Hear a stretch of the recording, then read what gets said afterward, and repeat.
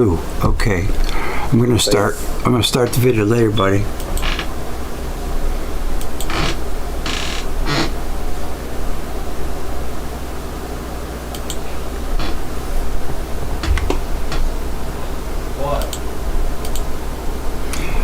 Good evening, friends. This is the video portion of the night.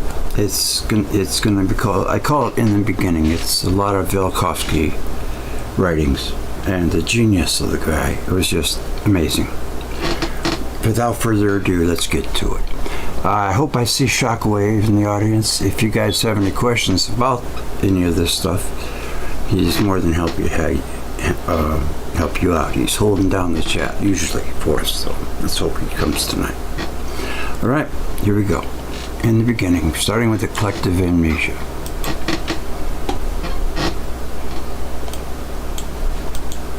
Collective amnesia. At any rate, they seem to have strangely forgotten the catastrophe. Plato, Laws 3. It is an established fact in the learning about the human mind that the most terrifying events of childhood, in some cases even in manhood, are often forgotten, their memory blotted out from consciousness and displaced into the unconscious strata of the mind, where they continue to live and to express themselves in bizarre forms of fear. Occasionally, they may be converted into symptoms of compulsion neurosis and even contribute to the splitting of the personality.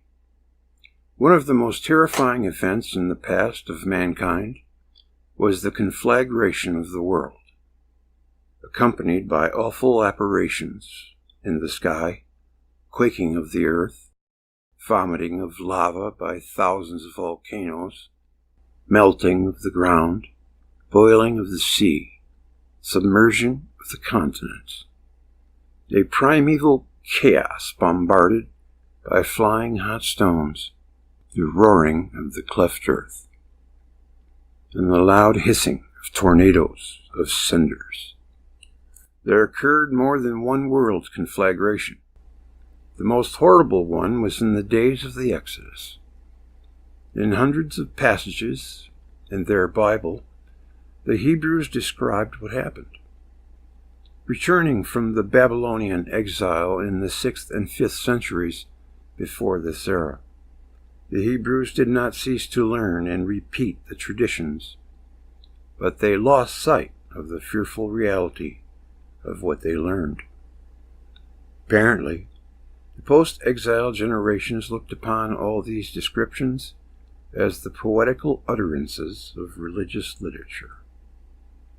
The Talmudists in the beginning of this era disputed whether a deluge of fire prophesied in old traditions would take place or not. Those who denied that it might come based on their argument on the divine promise found in the book of Genesis, that the deluge would not be repeated. Those who argued to the contrary, reasoning that though the deluge of water would not recur, there might come a deluge of fire, were attacked for construing too narrowly the promise of the Lord. Both sides overlooked the most prominent part of their traditions, the history of the Exodus and all the passages about the cosmic catastrophe, endlessly repeated in Exodus, Numbers, and Prophets, and in the rest of the scriptures. The Egyptians, in the 6th pre-Christian century, knew about the catastrophes that overwhelmed other countries. Plato narrates the story which Solon heard in Egypt about the world destroyed in deluges and conflagrations. You remember but one deluge, though many catastrophes had occurred previously. The Egyptian priests, who said this and who maintained that their land was spared, on these occasions forgot what happened in Egypt when, in the Ptolemaic age, the priest Manetho starts his story of the invasion of the Hyksos by acknowledging his ignorance of the cause and nature of the blast of heavenly displeasure that befell his land, it becomes apparent that in the knowledge which was possibly alive in Egypt in the days when Solon and Pythagoras visited there, had already sunk into oblivion in the Ptolemaic age. Only some hazy tradition about a conflagration of the world was repeated, without knowing when or how it occurred. The Egyptian priest described by Plato as conversing with Solon supposed that the memory of the catastrophes of fire and flood had been lost because literate men perished in them. Together with all the achievements of their culture, and these upheavals escaped your notice, because for many generations the survivors died with no power to express themselves in writing. A similar argument is found in Philo the Alexandrian, who wrote in the 1st century of this era, "By reason of the constant and repeated destructions of water and fire, the later generations did not receive from the former the memory of the order and sequence of events." Although Philo knew about the repeated destructions of the world by water and fire, it did not occur to him that a catastrophe of conflagration was described in the book of Exodus. Nor did he think that anything of this sort took place in the days of Joshua or even Isaiah. He thought that the book of Genesis comprised the story of how fire and water wrought great destruction of what is on the earth, and that the destruction by fire, about which he knew from the teachings of the Greek philosophers, was identical with the destruction of Sodom and Gomorrah. The memory of the cataclysms was erased, not because of lack of written traditions, but because of some characteristic process that later caused entire nations, together with their literate men, to read into these traditions allegories or metaphors that were actually cosmic disturbances were clearly described. It is a psychological phenomenon in the life of individuals as well as whole nations that the most terrifying events of the past may be forgotten or displaced into the subconscious mind. As if obliterated are impressions that should be unforgettable. To uncover their vestiges and their distorted equivalents in the physical life of peoples is a task not unlike that of overcoming amnesia in a single person. End of subchapter.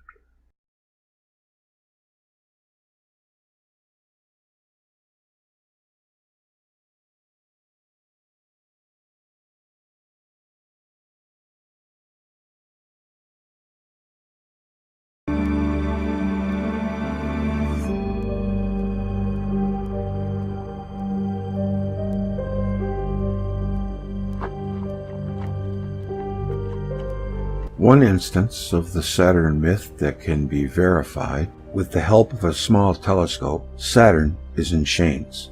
Instead of solving anything, this fact has created a problem. It demands a solution. How did the ancient Greeks and Romans know that Saturn is encircled by rings? It is strange that this question was not asked before. The existence of these rings around Saturn became known in modern times only in the 17th century, after the telescope was invented. They were first seen, but misunderstood by Galileo and understood by Huygens. If the myth did not by mere chance invent these rings, the Greeks must have seen them. The last case could be true if the Greeks or some other Oriental people possessed lenses adapted for the observation of celestial bodies, or if the rings around Saturn were visible to the naked eye at some time in the past. Today they are not visible without magnifying instruments. There are cases of exact observations by the Chaldeans which suggest the use of some accurate technical mean. These means could consist of a sort of astrolabe like that of Tycho de Brahe, who made most accurate observations of celestial bodies without the help of a telescope. Also, Copernicus, prior to Tycho de Brahe, made all his calculations of the movements of the planets before the telescope was invented, but neither Tycho de Brahe nor Copernicus saw the rings. The statue of Saturn on the Roman Capitol had bands around its feet, and Macrobius, in the 5th century of our era, already ignorant of the meaning of these bands, asked, "But why is the god Saturn in chains?" In the Egyptian legend, Isis, Jupiter, swathes Osiris, Saturn. The Egyptian appellative for Osiris was the swath. In the Zendavesta, it is said that the star Thistria, Jupiter, later Venus, keeps Perico in twofold bonds. Saturn is encircled by two groups of rings, one larger and one smaller, with a space in between. To see this, a better telescope than that used by Galileo Galilei or that used by Huygens is needed. The twofold structure of the girdle was first observed in 1675. The rings of Saturn were known also to the Aborigines of America before Columbus discovered the land. This means also before the telescope was invented at the beginning of the 17th century. An ancient engraved wooden panel from Mexico shows the family of planets. One of them is Saturn, easily recognizable by its ring. Nor were the Maoris of New Zealand ignorant of it. One of the great mysteries connected with Saturn is the still unanswered question of how the ancient Maoris of New Zealand knew about her rings, for there is evidence that they did have a Saturnian ring legend long before the days of Galileo. In the myth, it is said that Jupiter drove Saturn away, and that on this occasion Saturn was put in chains. If these words mean what they say, and are not a meaningless portion of the myths, in a dream at least there are no meaningless parts, then the knowledge of the ancients about the rings of Saturn could have been acquired because of better visibility. In other words, at some time in the past, Saturn and Earth appear to have been closer to one another. Originally, I assumed that the rings of Saturn may consist of water in the form of ice. But since the ancient lore all around the world tells that it was Jupiter that put these rings around Saturn, I considered that they might have some other components too. Since the 1960s spectroscopic study of the Saturnian rings has confirmed that they consist mostly of water in the form of ice. The rings of Saturn are referred to by Aeschylus Eumenides 641. He, Zeus, himself cast into bonds his aged father Kronos. Moreover, it is not true, neither, that Saturn is enchained. Neoplatonists like Proclus and Timaeo by Festagirad sought a philosophical or mystical meaning in the tradition also, and yet the king of the gods, the first and eldest one, is in bonds, and they say, if we are to believe Hesiod and Homer and the other wise men who tell this tale about Kronos. Augustine, refuting those who asserted that the Jewish Sabbath was held in honor of Saturn, wrote a bunch of stuff in Latin. Ita pater nostri longe fuerunt Saturnius Patinus, quam vis pro tempore profiatio isobati vacation emotivaverant. Contrafaust to Manichim XX 13. These chains with their double fetter, Zoelius dedicates to you, Saturnus.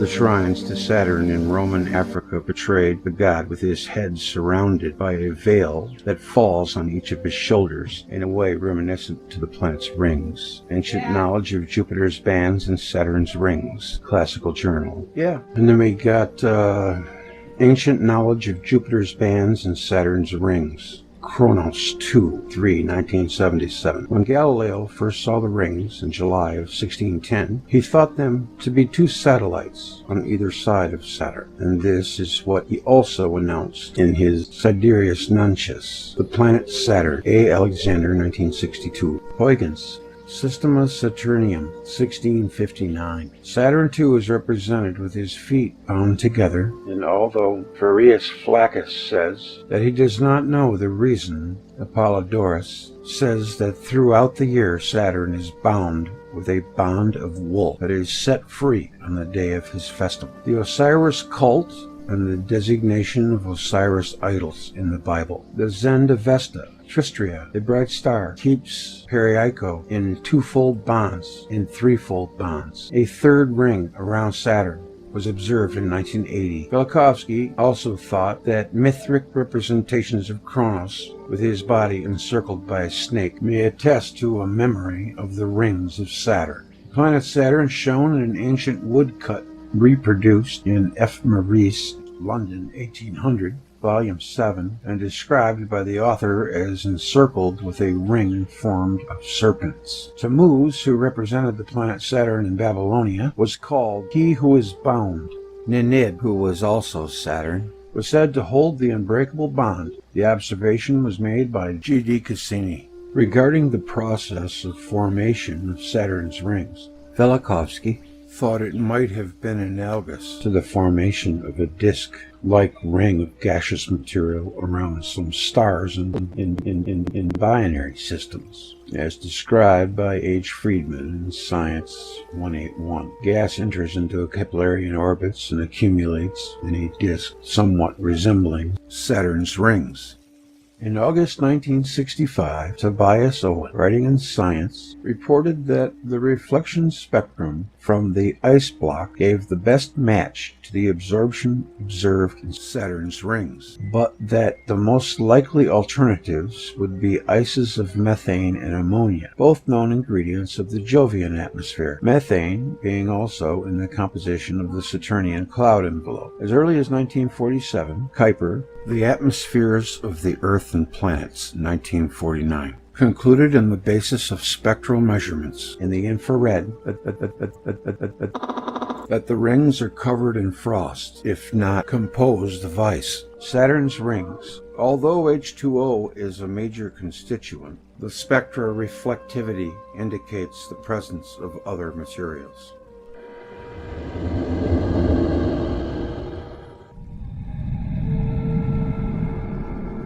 Like vegetable matter.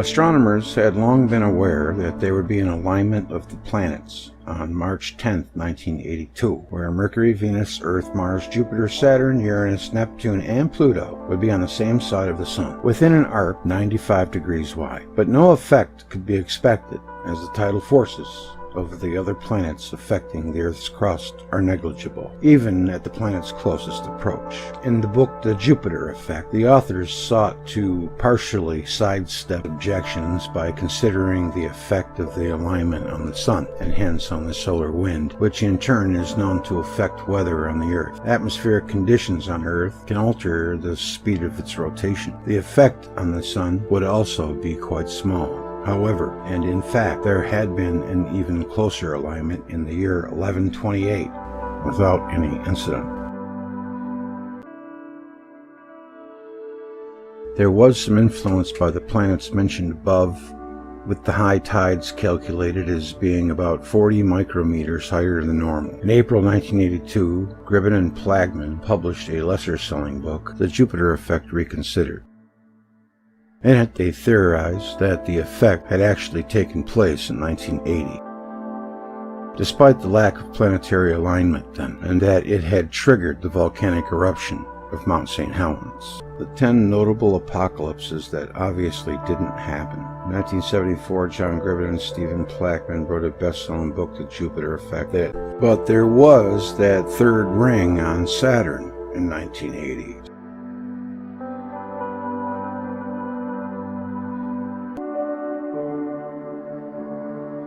The arrival of the waters.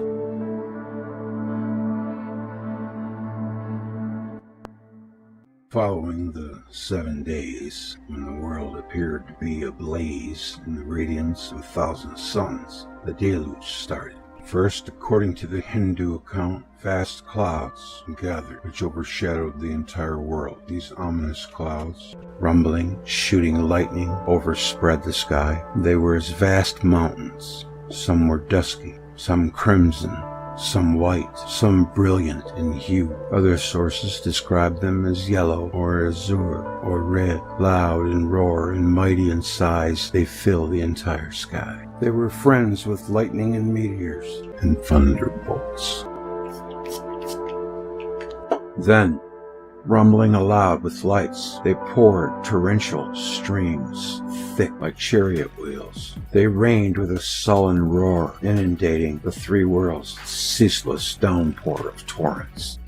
And then there were seen on all sides the four oceans, engulfing with tempestuous waves the whole surface of the earth. All creation was smit by the luminous, dense floods. In the beginning of the deluge, the nova in the sky shone through the splendor of the illuminated skies and through the sheets of rain, ever increasing in intensity. The biblical expression, "the Lord sitteth upon the flood," was an apt description of the blazing nova above the waters of the deluge. It has a Babylonian counterpart in the title of Tammuz, as Bel-Gersu, Lord of the Flood. The nova blazed terrifically, but soon the light became diffused. The shadows grew ever dimmer. The world that was all splendor and light turned gloomier and gloomier. The outpouring waters grew ever thicker. The clouds of dust darkened ever more the sky. And finally, the drama that was taking place on earth went on in darkness. The deluge was not a peaceful, though abundant rain, filling the earth with water, rising ever higher. Ancient sources give a description of the deluge that differs greatly from the pageant of showers pouring from above on peaceful land and peaceful sea. Skanda Purana in S. Shastri. The flood legend in Sanskrit literature, the Babylon expression in the wailings for Tammuz, the shining ocean to thy perditions has taken thee. Babylonian Liturgies, Paris, 1913.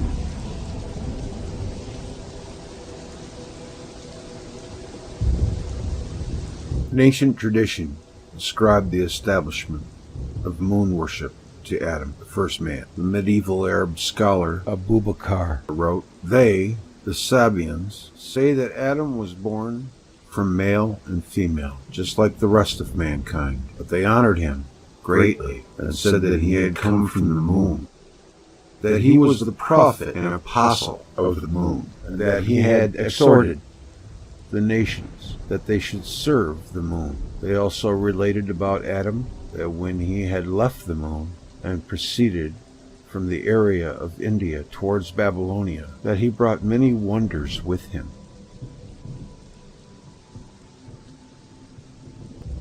The Adamites, the antediluvian men, were most probably not the first human beings on the planet, even admitting that by expulsion from the Garden of Eden is allegorized a catastrophe which quite destroyed mankind prior to the deluge. It is impossible to declare that it was the first catastrophe. It depends on the memory of the peoples which catastrophe they consider as the act of creation. Human beings, rising from some catastrophe, bereft of memory of what had happened, regarded themselves as created from the dust of the earth. All knowledge about the ancestors, who they were, and in what interstellar space they lived, was wiped away from the memory of the few survivors. The Talmudic rabbinical tradition believes that before Adam was created, the world was more than once inhabited and more than once destroyed. It was at the end of the first age, symbolized by the expulsion of man from the blessed Garden of Eden, that the moon lost its brightness. It was not just a single human pair. The tradition ascribes to Adam the invention of 70 languages.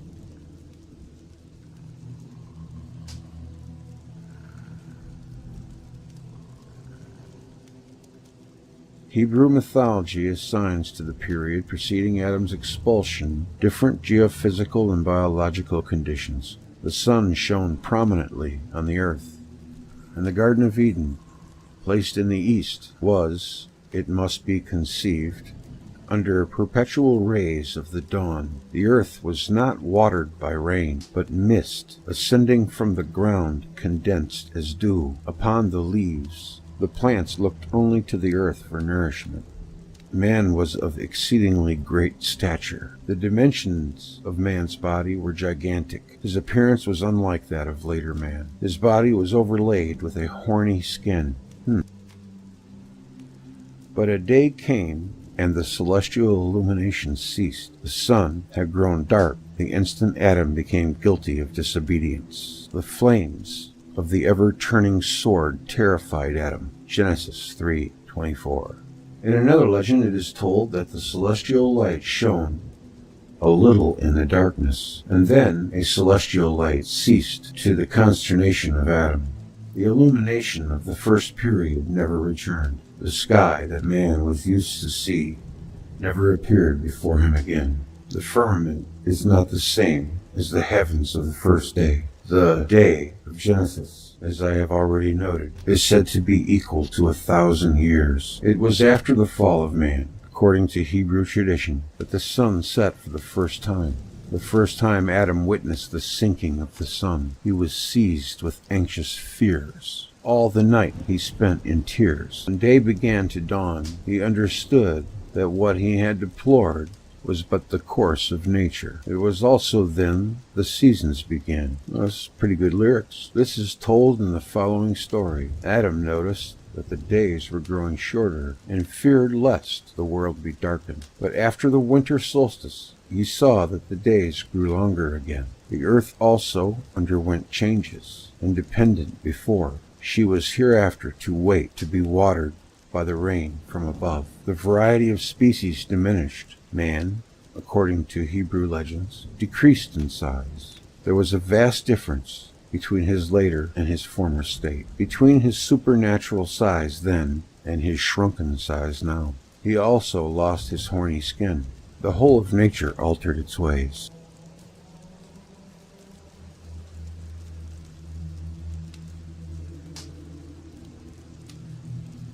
It could happen again.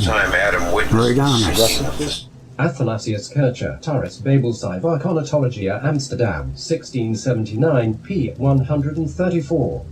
The very angels and the celestial beings were grieved by the transgression of Adam. The moon alone laughed, wherefore God obscured her light. Ginsberg Legends I, 80.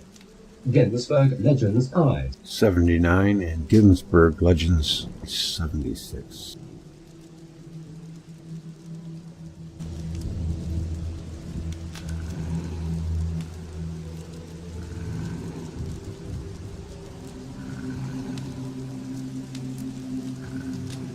Worship of the moon.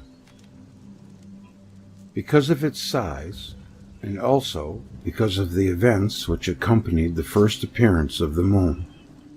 Many ancient peoples regarded the moon as the chief of two luminaries. The sun was of smaller importance than the moon in the eyes of the Babylonian astrologers.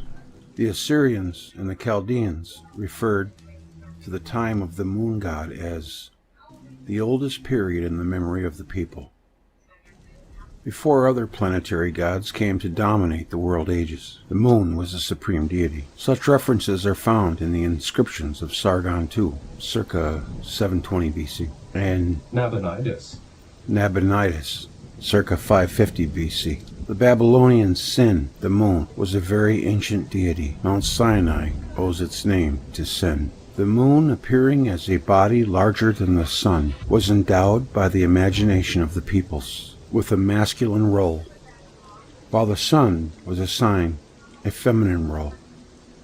Many languages reserved a masculine name for the moon. It was probably when the moon was removed to a greater distance from the earth and became smaller to observers on the earth that another name, usually feminine, came to designate the moon in most languages.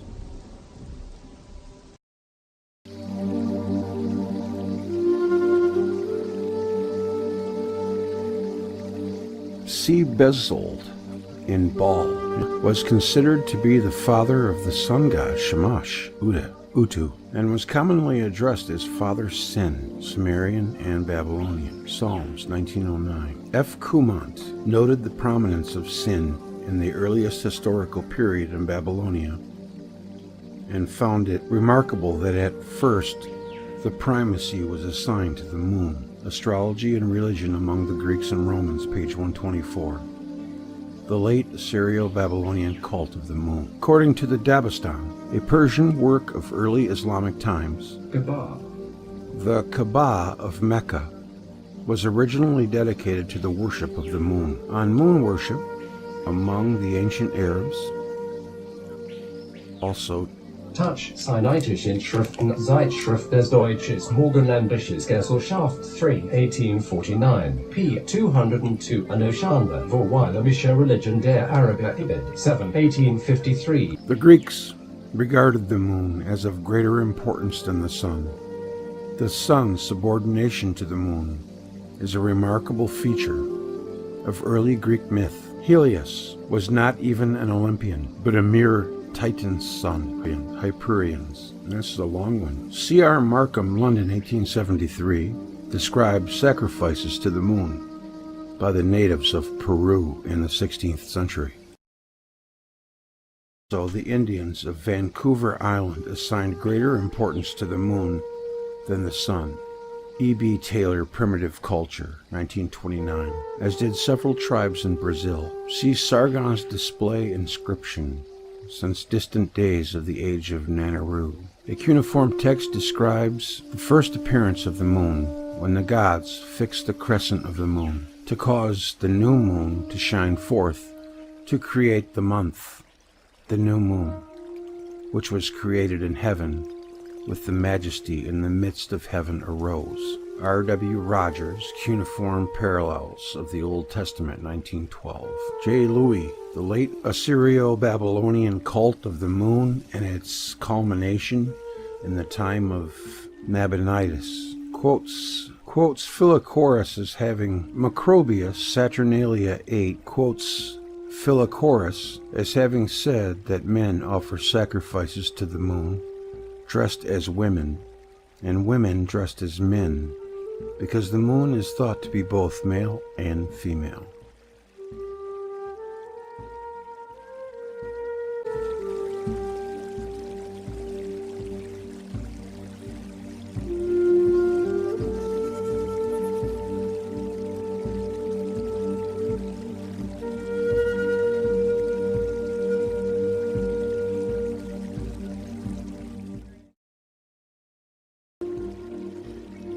You know, I noticed on the video of mine, Worship of Saturn, if I'm not mistaken, that is claiming that Osiris was swathed to look like Saturn, and therefore all the dead were to be swathed like that. And that's where we get the mummy. So they were emulating Saturn's look. And it does look like it's been wrapped in bandages. It's very interesting. And that pretty much cinches it. They had to have seen it. How else would they know?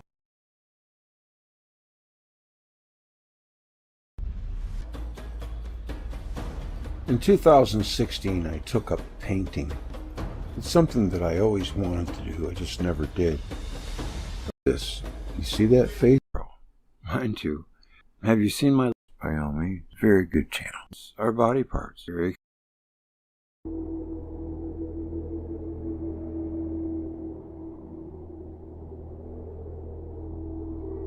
Sorry, just my Velikovsky. After this is Nephilim, then we'll chat for a while. Peoples all over the world are quite unanimous in asserting that at an earlier time a race of giants lived on the earth, that most of the race were destroyed in great catastrophes, that they were of cruel nature and were ferociously fighting among themselves, that the last of them were exterminated when, after a cataclysm, a migration of peoples brought the forebears of the peoples of today to their new homelands. The Japanese narrate that when their forefathers, after a great catastrophe about 2,500 to 3,000 years ago, came from the continent and invaded the isles, they found their long-legged furry giants. These giants were called Ainu. The forefathers of the Japanese were defeated in the first encounter, but in the second encounter they were victorious. Ixtlilxochtli described the wandering of the people of the Western Hemisphere in the 4 ages of the world. The first age came to its end in the flood. In the second age, called the Son of the Earthquake, there lived the generation of the giants, which was destroyed in the cataclysm that terminated this age. The third period was the Son of the Wind, called so because at the end of this period, terrible hurricanes annihilated everything.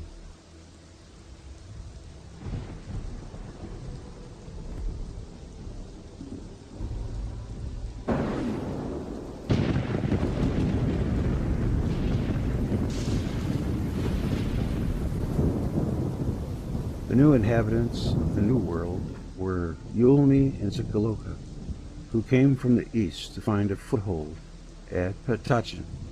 Here they met a number of giants, the last survivors of the second catastrophe. The fourth age was called the Fire Sun because of the great fire that put an end to this epoch. At that time, the Toltecs arrived in the land of the Anahuac, put to flight by the catastrophe. They wandered for 104 years before they settled in their new home. Also, F.L. Gamarra, in his Conquista de Mexico, in the chapter about Cinco Sols Q's son Sonidades, wrote, "The second sun perished when the sky fell upon the earth. The collapse killed all people and every living thing, and they say that giants lived in those days, and that to them belong the bones that our Spaniards have found while digging mines and tombs. From their measure and proportion, it seems that those men were 20 hands tall, a very great stature, but quite certain." The Hebrew scriptures, as preserved in the Old Testament and in the Talmud and Midrashim, narrate that among the races of the world in the previous age were races of giants, men of great size, tremendous strength and ferocity, who were destroying other races, but also were turning upon each other and destroying themselves. The book of Genesis 6:4 narrates that in the antediluvial time there were giants on the earth in those days.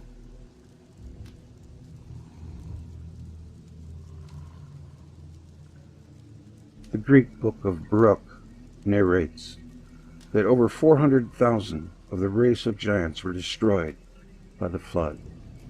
After the flood, there were only a few districts where some of them remained alive.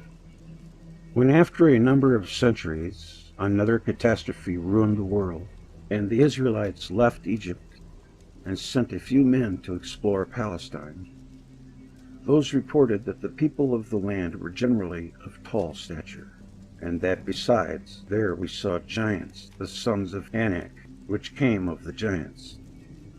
And we were in our own sight as grasshoppers, and so were we in their sight.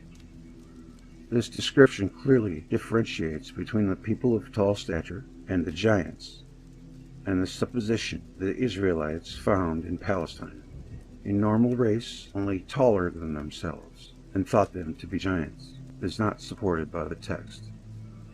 A similar distinction is made in Deuteronomy 1:28. The people is greater and taller than we, and moreover, we have seen the sons of the Anakim, giants. There, they, a few families, lived in Hebron. Numbers 13:22. At the time when the Israelites approached the fields of Bashan in the Transjordan, only Og, king of Bashan, remained of the remnant of the giants. Joshua 13:12 and Doi 3:11. The other individuals of monstrous size had been annihilated in the meantime. Behold, his bedstead was a bedstead of iron. Is it not Rabbith of the children of Ammon? 9 cubits is the length thereof, and 4 cubits the breadth of it. After the cubit of a man, the text implies that at the time the book of Deuteronomy was written, the bedstead of Og was still in existence, and was a wonder for the onlookers. The giants were the remnant of a race close to extinction. Og was of the remnant of the giants that dwelt Ashtaroth and Edrei. Joshua 12:4. They were also called Emim, or the furious ones. The Emim dwelt therein, Moab of the Transjordan. In times past a people, great and many, and tall as the Anakim, which also were accounted giants, as the Anakim, but Moab calls them Emim. This branch of the giants was already extinct. But the 2 cosmic ages earlier, in the days of Amraphel, king of Shinnah, and Abraham, the patriarch, Imim flourished in the Transjordan. Genesis 14:5.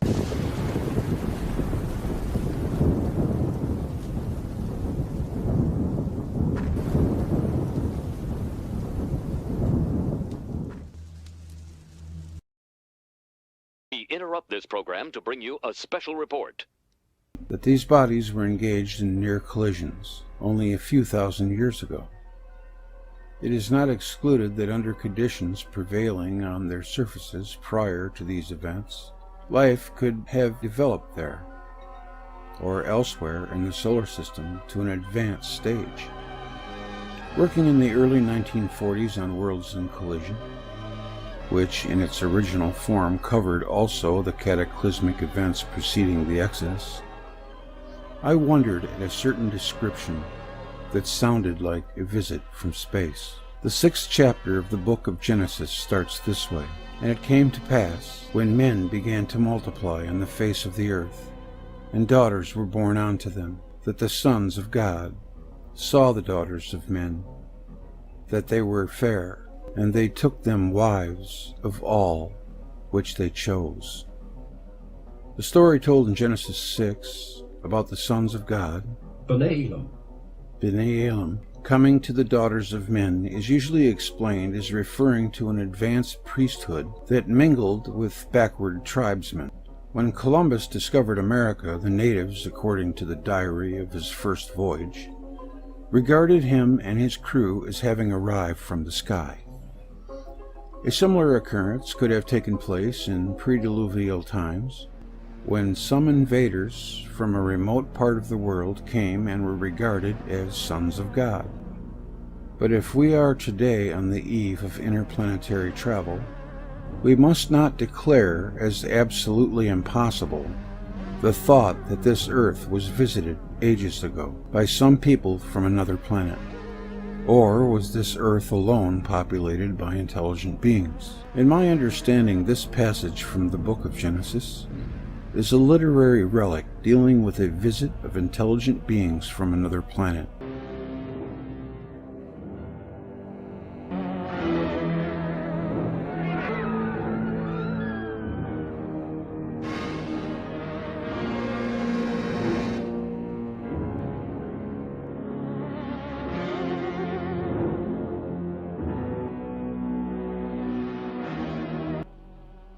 It appears that the extraterrestrial visitors made their landing as if in advance knowledge of the impending catastrophe of the deluge.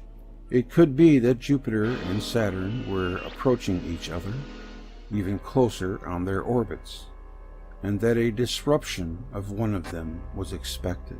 Possibly many centuries or even millennia passed between the landing and the deluge. The mission could have been undertaken to ascertain the conditions on Earth. If it was an escape, it could also have been from another catastrophe in the solar system, one of those that precede the deluge, like the one described as the dethronement and emasculation of Uranus by Kronos.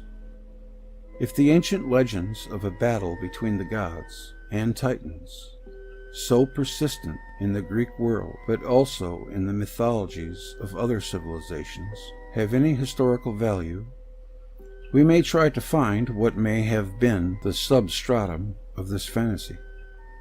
It seems that following great convulsions of nature, observable in the celestial sphere, giant bodies were hurled on the earth. They arrived, burned, and were crushed by impact. But at least one group of escapees succeeded in safely reaching the earth. They descended on Mount Hermon, or Anti-Lebanon. Of the extra-biblical traditions dealing with the subject, some reach hoary antiquity, antecedent to the composition of the Bible texts. The Book of Enoch narrates that the group was composed of males only, 200 in number, under the leadership of one by the name of Shemhazai. Aggadic literature says that the sons of God tried to return to heaven from where they had come, but could not. The new arrivals were probably of gigantic stature. Their progeny with women of the earth were giants. The Nephilim were on the earth in those days, and also afterward, when the sons of God came in to the daughters of men, and they bore children to them. These were the mighty men that were of old, the men of renown. Having fathered giants, they themselves must have been not of human size. The planet from which they came, I would not know to determine. El would refer to Saturn. The great size of the visitors would suggest a smaller body, where the gravitational influence would be less. 10,000 years is only an instant in the life of the cosmos. 10,000 years ago, man was only in a rude Stone Age. Today, he contemplates to visit other planets. If such progress is made in a time as short as this, who knows what secrets are concealed in the past or in the future? Because the story seemed so fantastic, I made up my mind at that time not to publish anything on the subject when discussing the deluge and still earlier events. I came to this idea in 1940 and 41. In the 1950s, many people reported sighting UFOs, which were claimed to be vehicles of visitors from other planets, a view which does not find any credence with me. In 1957, the space age began, and by the late 1960s, when the proposal that there were ancient visitors to Earth from other star systems found its way into print, in 1960, a Russian physicist and mathematician, M. Agrest, came to the conclusion that Baalbek Stone was a platform for ascent by ancient space travelers, and that Sodom and Gomorrah were destroyed by atomic weapons.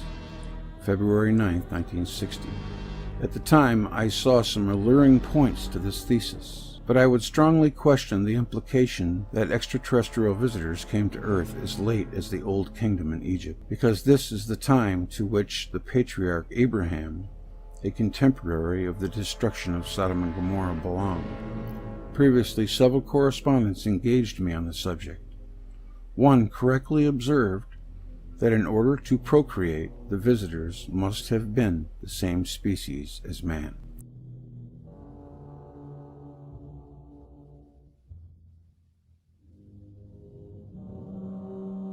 The Nephilim would more correctly be rendered as sons of gods, and may possibly be taken in the sense of sons of planets, or those who came from the planets. Several sources, including the Book of Enoch, and Clement of Alexandria maintain that the Nephilim brought with them much astronomical and technical knowledge which they imparted to mankind. They couldn't have been all bad.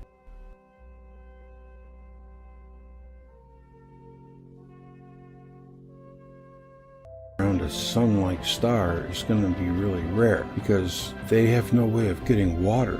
They have to be in an environment where they can get water, and that's why I'm with Velikovsky and Thunderbolts when they say that the Earth was a satellite of a brown dwarf star, simply for that matter, for the oxygen and the water that we have. And now, sure enough, they found a system.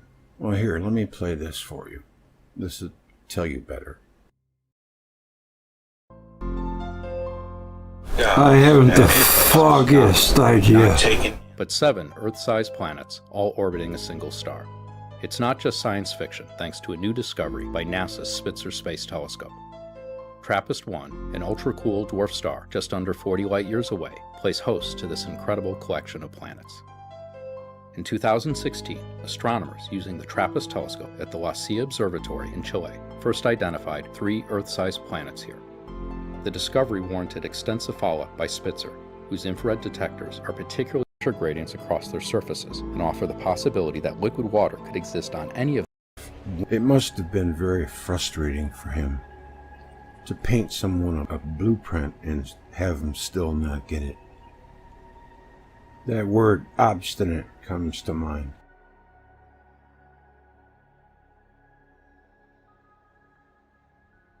All right. Sure enough. Do we got anybody in chat? Well, here, let me play this for you. This will tell you better. Yeah. There you guys are. Wow, we got 50 viewers, man. Let's not blow it. I just want to say hi, and then I'll get right back on it real quick. But isn't that amazing that Velikovsky actually had the gonads to write that? But as he said, in 1940, he made a conscious decision not to even go there because he knew what they would do. They would marginalize him and make him look like a kook. That's what they do.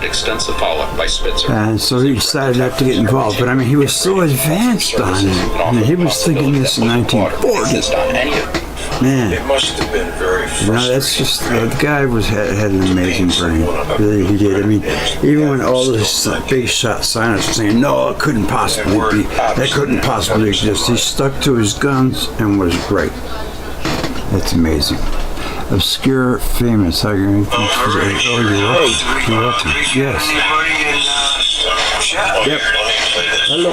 Hold on, I gotta turn my stuff on. Okay. That's pretty loud where I'm at. Who's out there? How you going there, Greg? Hey, what's going on, Andy? Oh, lots of going on. Yeah. How have you been? I've been good, you know. Pitched today. Didn't get the win, but pitched good. We just didn't catch the ball. But, you know, I don't know what I'm going to do. Our last game is the 15th, and that's done. Season over. Boom. Well, you're going into winter soon, aren't you? Yeah. So, Summer's over. Yeah. Yep.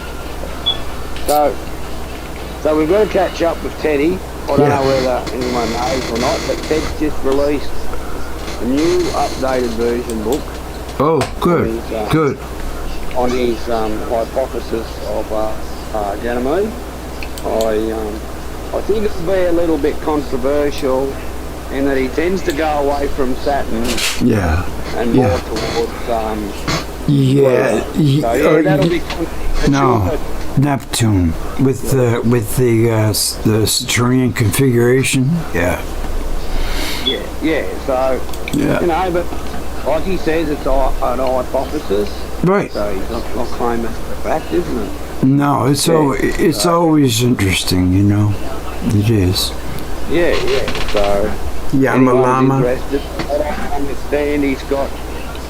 I'm not sure if the full book's available yet, but I know he's got an e-version on Amazon. Jan Hammer, Chris Kelly, the doctor. Good to see you, doctor. Donald Wages. That's a little bit of Sorry. I'm just saying hello to some folks. I see them say hi to me all the time, and I'm watching the video. You know, I'm going, I can't answer. Feel bad. So, that's a little bit of news. Yeah. Well, what else is going on? Do you know of any? I mean, I've been kind of in my own little bubble lately, but what's going on with the world now? What's the deal with Trump? What's going on? We got to talk about Trump. Come on. Do you reckon they'll put him in jail or what? Well, I don't think they're going to. I don't think they're going to be successful. No, because it's all a bunch of bullshit charges. Like they're trying to charge him with knowing he lost in Georgia, but lodging a complaint and making a recount and all that, knowing he lost. And they put what's his name, his vice president, who doesn't like him, on the stands, and he said, "No, Trump never said that to me." So I mean, that's just hearsay. How can you indict someone on hearsay? Oh man, it's ridiculous. Yeah, it'd be interesting to watch the play out. Yeah, they're railroading him. Yeah, well, he never did. I suppose you could look at it from an alternative view. He never came out on that day definitively saying, "Look, we've got to wear the result. There'll be another election in 4 years. Voting in there." Right. You understand what I mean, Greg? Oh, absolutely. He never sort of nipped it in the bud right on the spot. Yeah. And I think you got to look at too in Atlanta and that. A few years ago, he had all those casinos go kaput. Left a lot of people owed a lot of money. So it could be a little bit of payback. So that sucks. But again, and I don't know. I might be wrong, but I just feel, these old men have had their turn. Yeah. You need to get some, younger people and that. Well, what things, that are looking to a bigger future than say, their next birthday. Well, let's just put it this way: the presidents that we had, from Bush to Obama, they didn't help the people at all. They had a law against monopolies in the media, and Clinton signed the law out, let the FCC divest, and then now 6 corporations own 92% of the media in America. Yeah. And they have more than 1,000 CIA assets. And that's the same with banking. All those sort of important everything is just institutions have become controlled by a few groups then. Yes, I know. So, we need someone to get in there that's true blue, that's straight, that's going to do this and give the people back what we've gotten taken away from us. But I think you'd agree though, the problem is, there's 2 real problems, but the big problem is you get elected through the money you raise, not necessarily through policy and all that, it's so much monetary driven now. Yeah.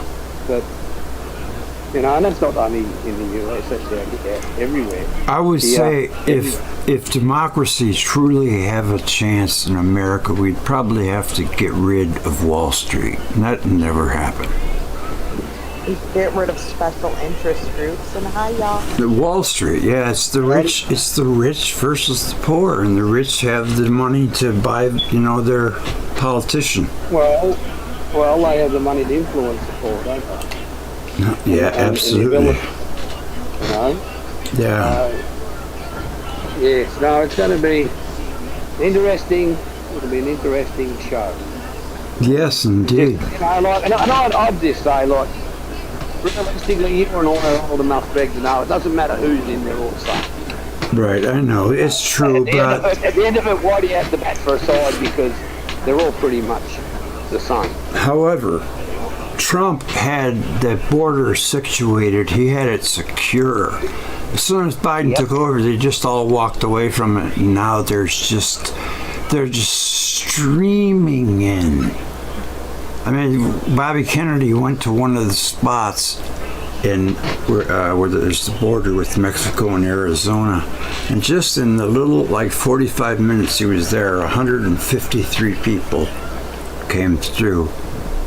Now, you know, I mean, we can't just keep, and when you try to say, oh man, we got to stop it, they say, oh, you're a racist. It's not it doesn't have anything to do with it. But speaking of that, when Rome fell, it fell from within. They couldn't afford to give the Romans what they earned because they had too many refugees coming in and getting on the government, you know, teat. And it collapsed Rome. Of course, they just took over the Pope there and became Catholic. No one asked the question, why are they all doing that? What? Right? Because over the years, in the countries they live in, we've put yes-man despots in charge. Yeah. Of those countries. Over democracies. Over democracies. Well, they are a form of democracy. But we've put them in under the guise of democracy. As long as them, finance, all that. And then they've just run those countries into the ground. And now the people are wanting out. No doubt. Yeah, I know. We need to be looking at how do we help those people make their countries good countries to live in so they can want to come here. You know, come for a visit. Exactly. Yeah, I know. It's we don't have a very friendly foreign policy. That's for sure. They probably think we're the devil himself. You know, which we are. So. Janice Phillips said, "Here's that tuning fork lady. YouTube.be. Oil and things like that. Oh yes. Yeah. Well, I read a headline somewhere that said oil going to $350 a barrel. Is that true? Oh, I don't know. Man, if that's but true. If no one's drilling oil, looking for more oil, new oil, whatever you want to call it, because of all this climate fear, eventually it's going to get to the point where there's insufficient amounts of oil, and of course that will cause the price to go through the roof. Well, that's exactly what happened between 75 and 81. OPEC decided to stop pumping oil, and we had an energy crisis of the 70s. That's when everybody started going down to the little 4-cylinder and the little bug. You know, before that we were 8 cylinders and 6 maybe. But But you heated your houses with oil. Everything was oil. Yeah, everything was oil. And then in 1980, they ended up getting, instead of like 15 billion a barrel, they got 100 billion a barrel. That's why the price of gas jacked up. Now it's 350 billion, or 350 a barrel. What I mean, so that's freaking billions. The price is just going to go up and up and up in the winter time too. You know. It just, it just keeps getting worse and worse and worse. We've got to get this current presidency. They're killing us. It's a numbers. I hate to say it. It's a numbers game. This is all a ploy. This is all like a puppet. Oh, I don't know. Panic and make the people do what they want us to do. I feel like politicians and parties they're two peas of the same bird. Well, there's those people, of course, but there are honest operators, man. There are good people that want to lead. Everybody should get out of the way and let him lead, like RFK Jr. The guy's transparent, man. He's been fighting the big Monsantos and all that his whole career, and he's never lost. So, and they try to make him out like he's some kind of like weird monger, you know, like trying to milk people for their money.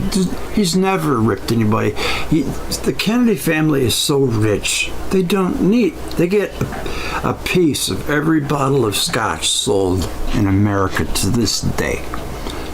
They don't want him in. No, they're afraid he'll be killed, and I'm afraid of that too. But he's an honest shooter. He's a straight shooter. That's the problem with a tyrannical, corrupt government and even world government. But no doubt, he's killed his uncle and his dad. And we as the people are so busy bickering over which party is better that so many don't see. Yeah, Janice Phillips said yumnaturals.store. What's really going on. Thank you, Janice. Yeah. Hey, where'd you go, Andy? I'm here, and a two-party system allows for that because it's stifles through discussion, debate, whatever they want to call it. Two-party system. I agree. Yeah. It's played out like a football game, you know. This is your team. Yeah. It's just amazing, but you know, I'm independent. When I was young, I was kind of like a liberal, you know, high in the sky. Doctor. Janice. Then when I got older, I got a little bit more conservative. I became a Republican, but I saw both sides were flawed. All they did was just hate the other side. That's all it's just, and nobody gets anywhere. They just pontificate. Well, the thing about it is, in public they hate each other, but in reality they're in bed with each other. Yeah. That's the. And they all got freaking scams going on where they're getting kicked, a few million in bribes to hire this guy or get money, get this guy this contract. They're all in a scam together. We got to get honest people in there. That's all I'm saying. I can go on all night with that. And I'm an independent myself. Yeah. I am pro smaller government. So I'm fiscally conservative and socially liberal. What people do in their bedrooms is none of my business. Their choices for their bodies are none of my business. Yada. Just leave me alone with that nonsense and all the stuff that people are bickering about right now. You want to practice your religion? That's none of my business. I don't care what religion it is. It doesn't matter. It's not my business. Right. I don't know. Everybody's too offended these days. They get offended. Yeah, Val, that's right. Just don't push it on me. If that's what you want to believe, you believe it, but don't push it on me that I have. That's right. Yeah. So look, the other thing is, every time something happens out of the ordinary now, everybody goes running, it's the government's fault, the government's got to fix it. And that's what's created. Well, you're right about that. Where's everyone's going?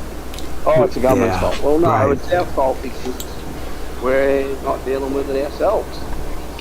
But you also got a lot of people that really like to put out this oh man, they're gonna renege on Social Security. Oh God, it's coming. It's coming. Get ready and buy this food. I'm just, come on, man. Don't fearmongers. It's even like the remember Nibiru? Nibiru is gonna come and crash into the earth. That already happened. It was called Saturn theory. I was listening to a discussion, Greg, the other day, and it was that Malcolm Blendell who talks about the using plasma as a fuel and what he's done with it, and he talked about a bit about it and how he traps somehow or other. He's trapping it in a cubit, feeding different gases in, and then it expands. He's saying inside these cubits, and basically it's consuming. So it can't get out of the cubit, and then it becomes. Janice Phillips said vitalitycycles.com. But the thing is, one of the issues is, yes, we know we have to look at alternative fuels than just oil, because the problem with oil is now when we want oil or require oil, it tends to be in places like the Middle East and that. So we end up causing, it's not like we can just produce it ourselves, if you get what I mean. So what happens is then we cause all the political upheaval because we try to want to get the best deal we can get and they want to get the best they can get. So I think, lots of what JFK is talking about we have to look at some of these alternatives, and when you say about some of the big companies he's took on over the years. Yeah. But you can't just throw your pot then in the solar, like I look at solar and wind farms, that's like an Iron Man competing. Janice Phillips said just put it in your cart and check your email. 100% free. To get energy. I'm sending you a bottle of her Vitality caps next week. There you go, Bill. Sorry. That was... I have one to say that's going on in my neck of the woods right now. And, Greg, you living in the same state as I do, in the Great Lakes state. Yeah. In my neck of the woods, right near the Great Lakes, they're trying to put a electric vehicle battery plant, and the toxins produced by producing those batteries leach into the soil, which then leaches into the largest freshwater supply in the world. I didn't know that. Yeah, and that's actively going on right here near us in the Great Lakes state, in Metro Detroit. It's like 3 miles from my house. My bass player says... It's all bought politics too. My bass player Eric says the whole world is contaminated with radiation too. It probably is. We're destroying our atmosphere. We're causing nature to make a change in life. Yes. And it could be like they don't belong to, we don't fit. So you've got to look at it like this. Nuclear is a great fuel and everything with it. Janice Phillips said rncstore.com. What you do with the... Sorry, I don't think Jan knows that she... I'm going to kill the headphones. I don't think she knows that's coming through. Hold on a sec. All right, yeah. Well, no, then, shit. Yeah? Yeah, okay, can I just... Yeah, right. Can I just mute the headphones? I'm sorry, I just wanted to... No, I can't. Okay, well, we'll just have to put Janice Phillips said just some links and info for you. So the only thing I was going to say was what you're saying, Val, with those batteries is right, because I always ask this question anyone promoting it. The batteries have an 8 to 10 year lifespan as a rule.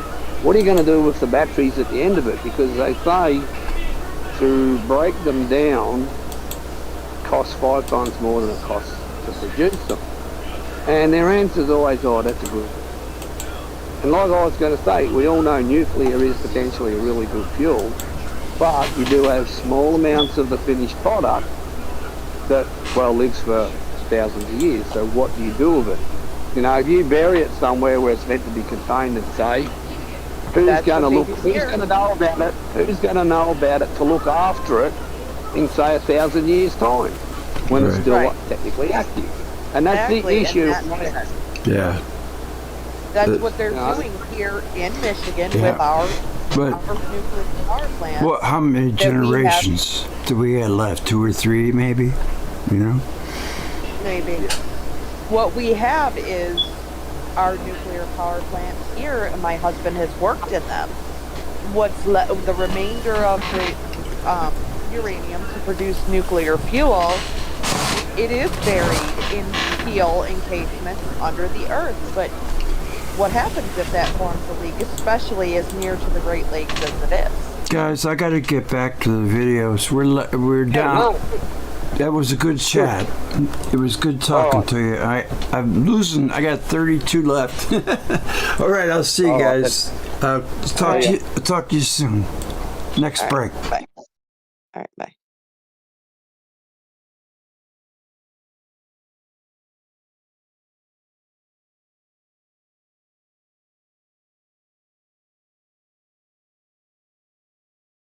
We're going to get right back to it right now.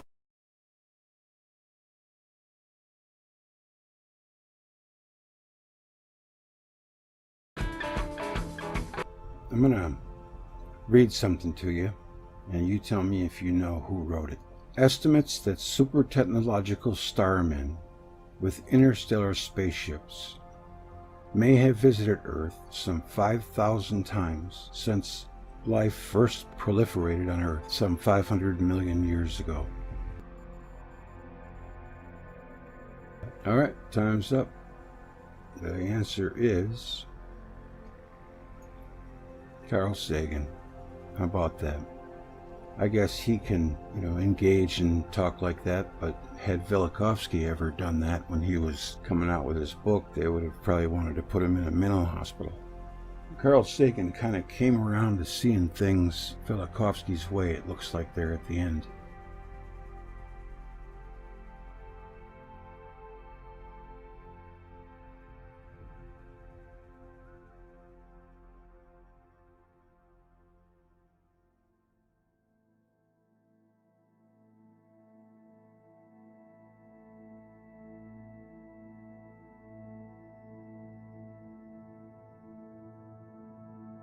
There's another one. Dr. V.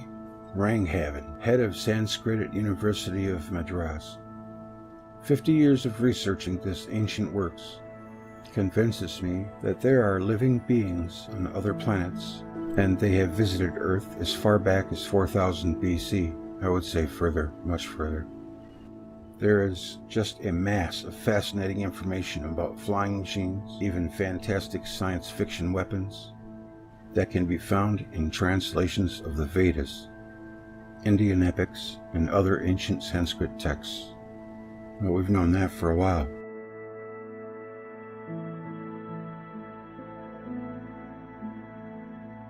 And this one really gets me.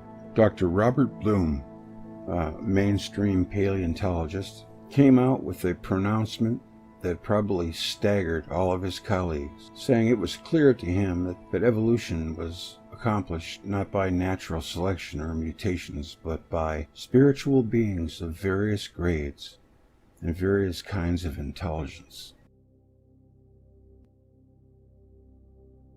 Even the hardcore mainstreamers end up coming out and saying this. And here's one of the things that gets me. I don't think for a minute that Cro-Magnon went extinct. Cro-Magnon man appeared with a mysteriously improved skeletal characteristics and with a cranial capacity that is amazingly in excess by 100 cubic centimeters of that of modern man. Janice Phillips said this wand is pricey, but may be worth looking into. Absolutely Yummy. no other Doctor. species on Earth in all the ages of the past not has any genus shown evidence of brain mutation of a comparable magnitude since antiquity. Why aren't the apes getting bigger brains and evolving? The rabbits. No other species. The brains of all these early humans were 10 to 15% larger than ours. Well, this even goes further. We got them as cavemen. I don't think that they were cavemen. And I know that one thing so that they could figure out the mysteries of the universe.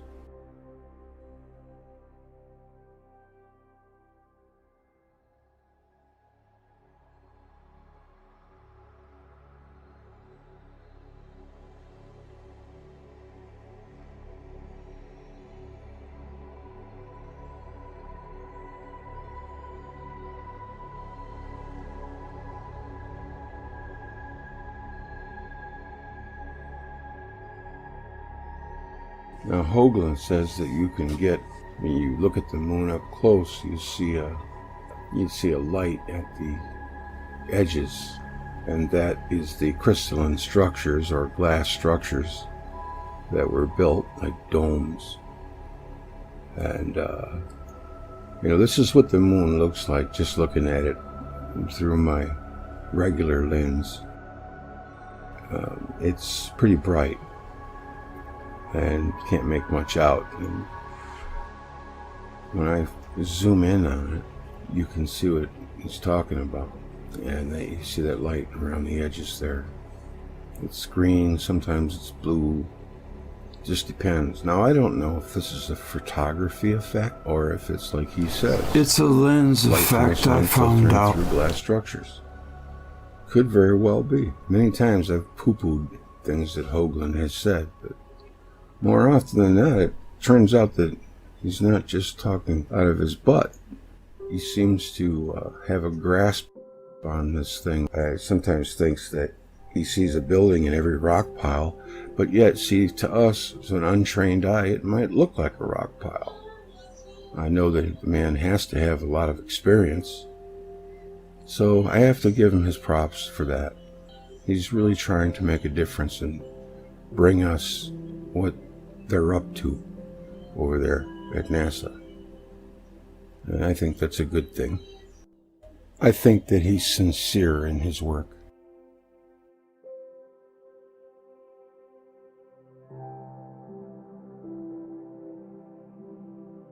Line with the actual solid horizon of space above the air globe. Now pay attention to your screen at the top center. We'll see a dot of light appear and begin to move from right to left. Watch carefully. The dot will turn hard right in apparent response to a brief flash from the lower left.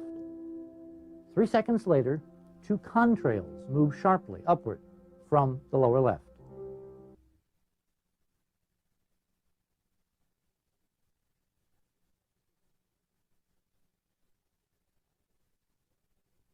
In my opinion, the NASA shuttle video you have just seen is among the most extraordinary pieces of footage in television history.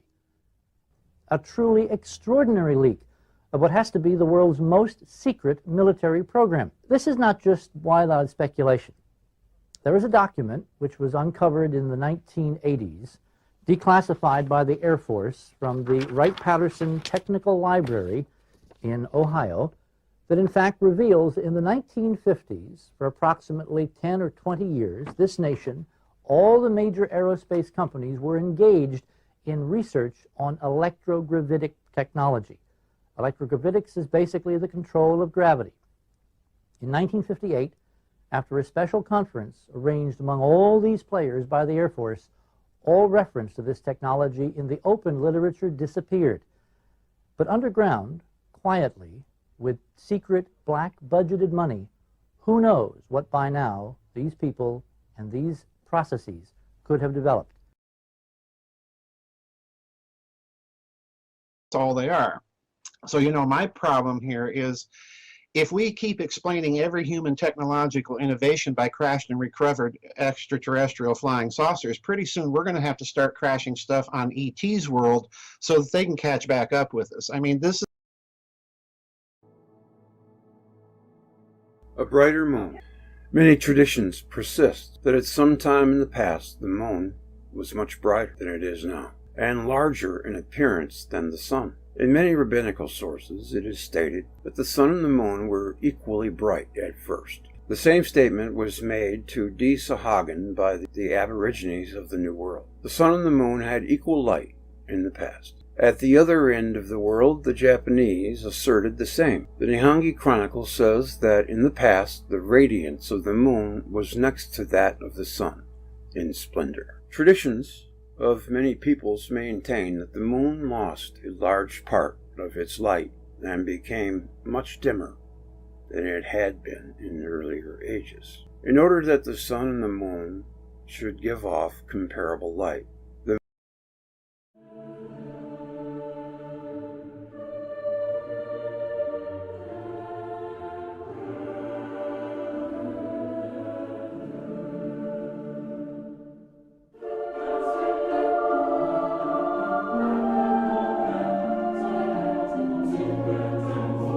earth without the moon.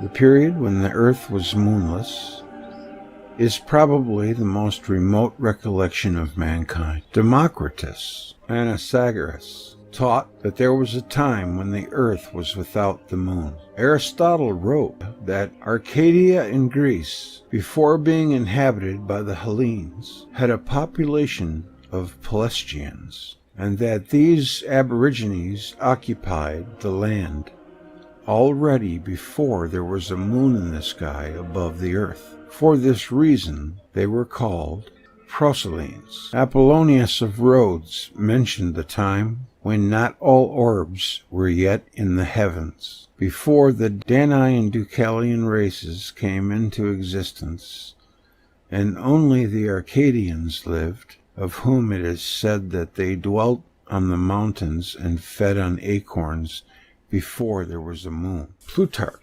wrote, in Roman Questions, there were Arcadians of Evander's following, the so-called pre-lunar people. Similarly, wrote Ovid, the Arcadians are said to have possessed their land before the birth of Jove, and the folk is older than the moon. Hippolytus refers to a legend that Arcadia brought forth Peliscus, of greater antiquity than the moon. Lucian, in his Astrology, says that the Arcadians affirm in their folly that they are older than the moon. Censorinus also alludes to the time in the past when there was no moon in the sky. Some allusions to the time before there was a moon may be found also in the Scriptures. In Job 25:5, the grandeur of the Lord who makes peace in the heights is praised, and the time is mentioned before there was a moon.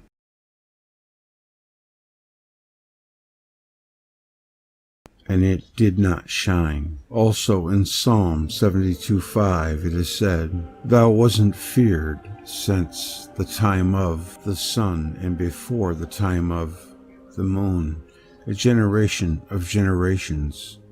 A generation of generations means a very long time. Of course, it is of no use to counter this psalm with the myth of the first chapter of Genesis, a tale brought down from exotic and later sources. The memory of a world without a moon lives in oral tradition among the Indians. The Indians of Bogota, highlands in the eastern Cordilleras of Colombia relate some of their tribal reminiscences to the time before there was a moon. In the earliest times, when the moon was not yet in the heavens, say the tribesmen of the Chibchas, there are currently 3 theories of the origin of the moon. 1. The moon originated at the same time as the earth, being formed substantially from the same material, aggregated and solidifying. 2. Was formed not in the vicinity of the earth, but in a different part of the solar system, and was later captured by the earth. 3. The moon was originally a portion of the terrestrial crust, and was torn out, leaving behind the bed of the Pacific. All 3 theories claim the presence of the moon on an orbit around the earth for billions of years. Mythology may supply each of these views with some support. Genesis 1, for the first view. The birth of Aphrodite from the sea, for the third view. Aphrodite's origin in the disruption of Uranus, and also the violence of sin, the Babylonian moon, seems to support the second view. Since mankind on both sides of the Atlantic preserved the memory of a time when the earth was without a moon, the first hypothesis, namely of the moon originating simultaneously with the earth and in its vicinity, is to be excluded, leaving the other 2 hypotheses to compete between themselves. We have seen that the traditions of diverse peoples offer corroborative testimony to the effect that in a very early age, but still in the memory of mankind, no moon accompanied the earth. Since human beings already peopled the earth, it is improbable that the moon sprang from it. there must have existed a solid lithosphere, not a liquid Earth. Thus, while I do not claim to know the origin of the moon, I find it more probable that the moon was captured by the Earth. Such an event would have occurred as a catastrophe. If the moon's formation took place away from the Earth, its composition may be quite different.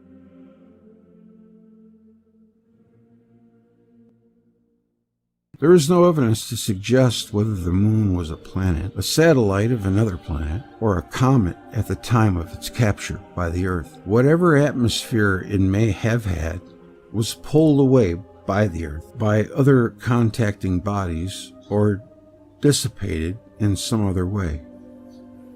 Since the time the moon began to accompany the Earth, it underwent the influence of contacts with comets and planets that passed near the Earth in subsequent ages. The mass of the moon being less than that of the Earth, the moon must have suffered greater disturbances in cosmic contacts. During these contacts, the moon was not carried away.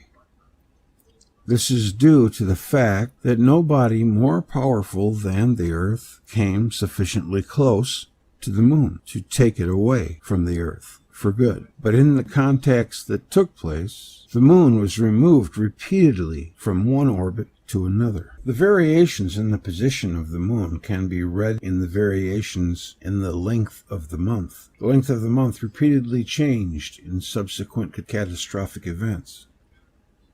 And for this, there exists a large amount of supporting evidence.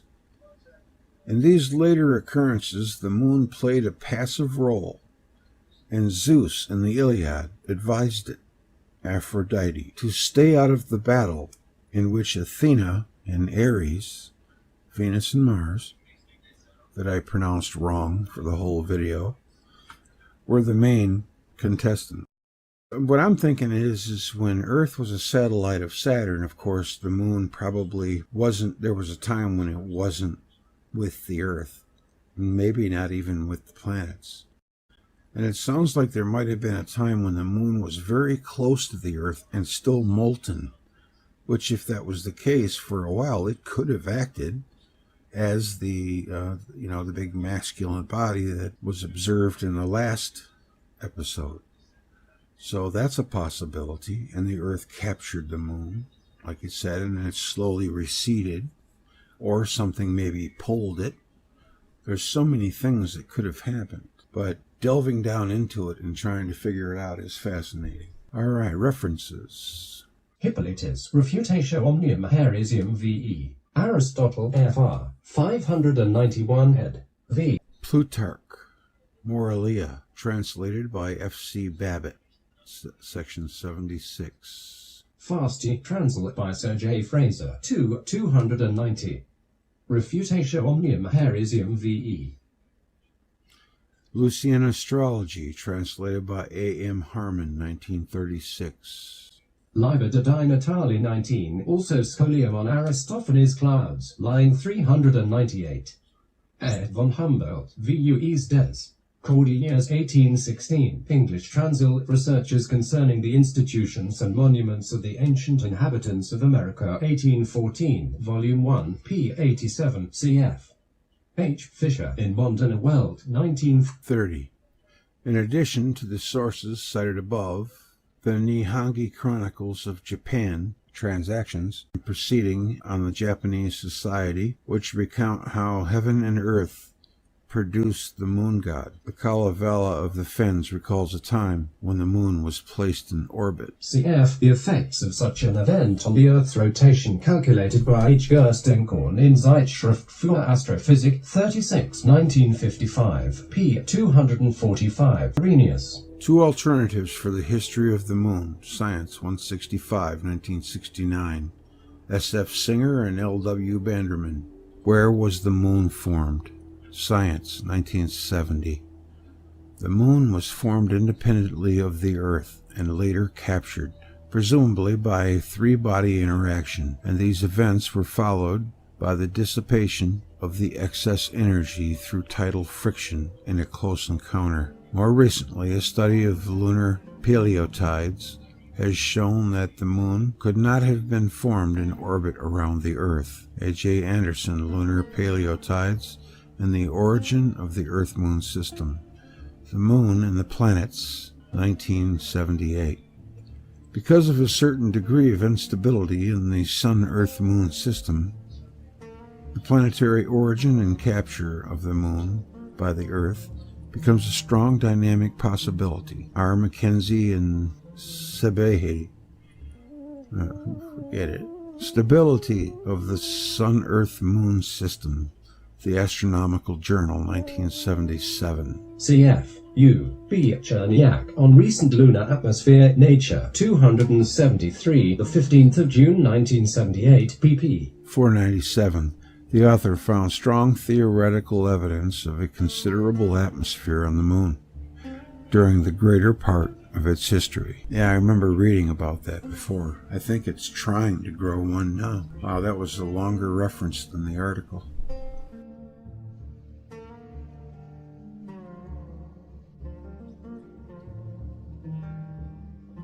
I always found it odd that the Earth had this, it was this planet of beautiful color with an atmosphere and water, and the Moon, which is in the Sun's comfort zone too, so-called, is barren and dead. I never quite got that. If we were both in the same place at the same time, we should look similar. I like going through the references.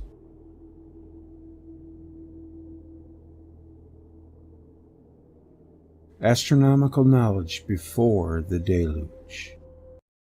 A civilization was destroyed, the real value of which is incalculable. Hebrew tradition estimates that the population of the antediluvial world amounted to millions. Adam is said to have invented 70 languages.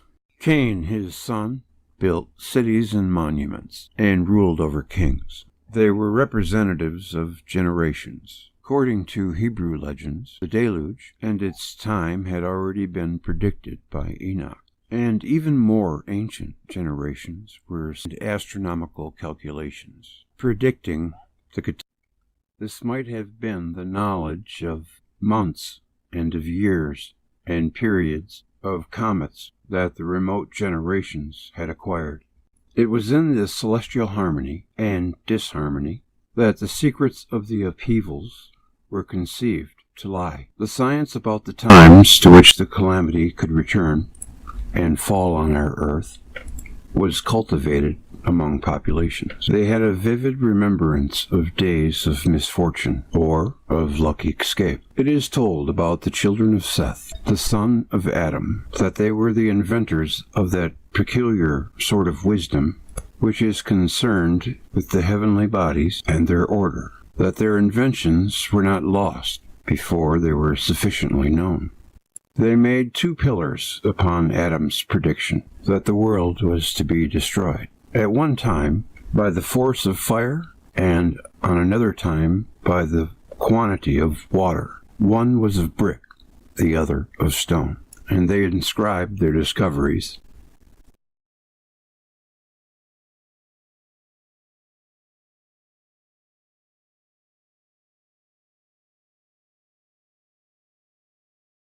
For they had noted the number of them. They found stone and great fate of the men who had refused to separate themselves, to inquire into the fate. It's interesting. The days thereafter, the kings who had turned back sent messengers to inquire into the fate of the men who had refused to separate themselves from Enoch, for they had noted the number of them.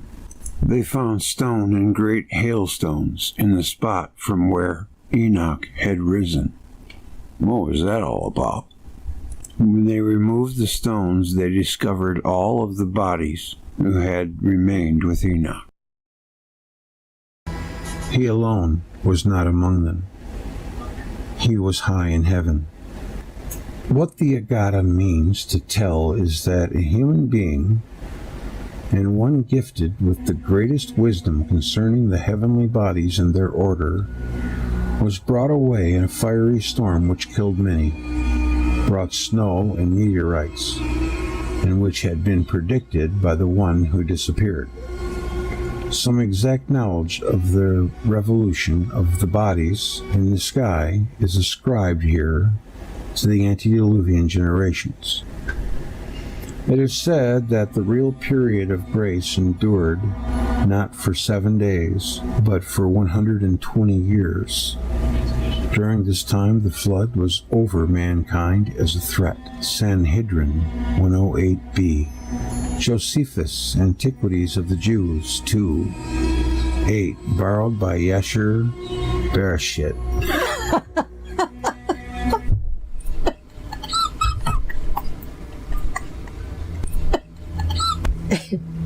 Genesis 5:24.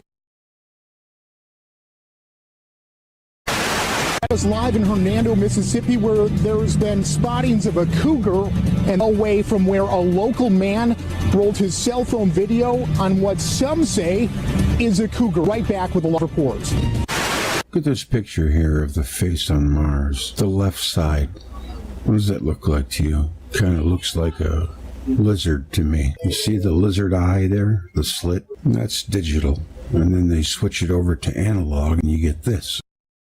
It's kind of weird.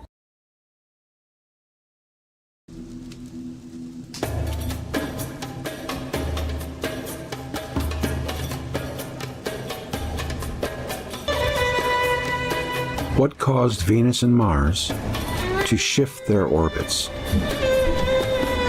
When Venus became a new member of the solar system, it moved on a stretched ellipse and for centuries imperiled the other planets. Because of its dangerous circling, Venus was diligently observed in both hemispheres, and records were kept of its movement. In the last centuries before this era, the 225-day year of Venus, and apparently also its orbit, were practically the same as in modern times. As early as the second half of the 7th century before this era, Venus, watched with anxiety, had already ceased to be a cause of dreadful expectation.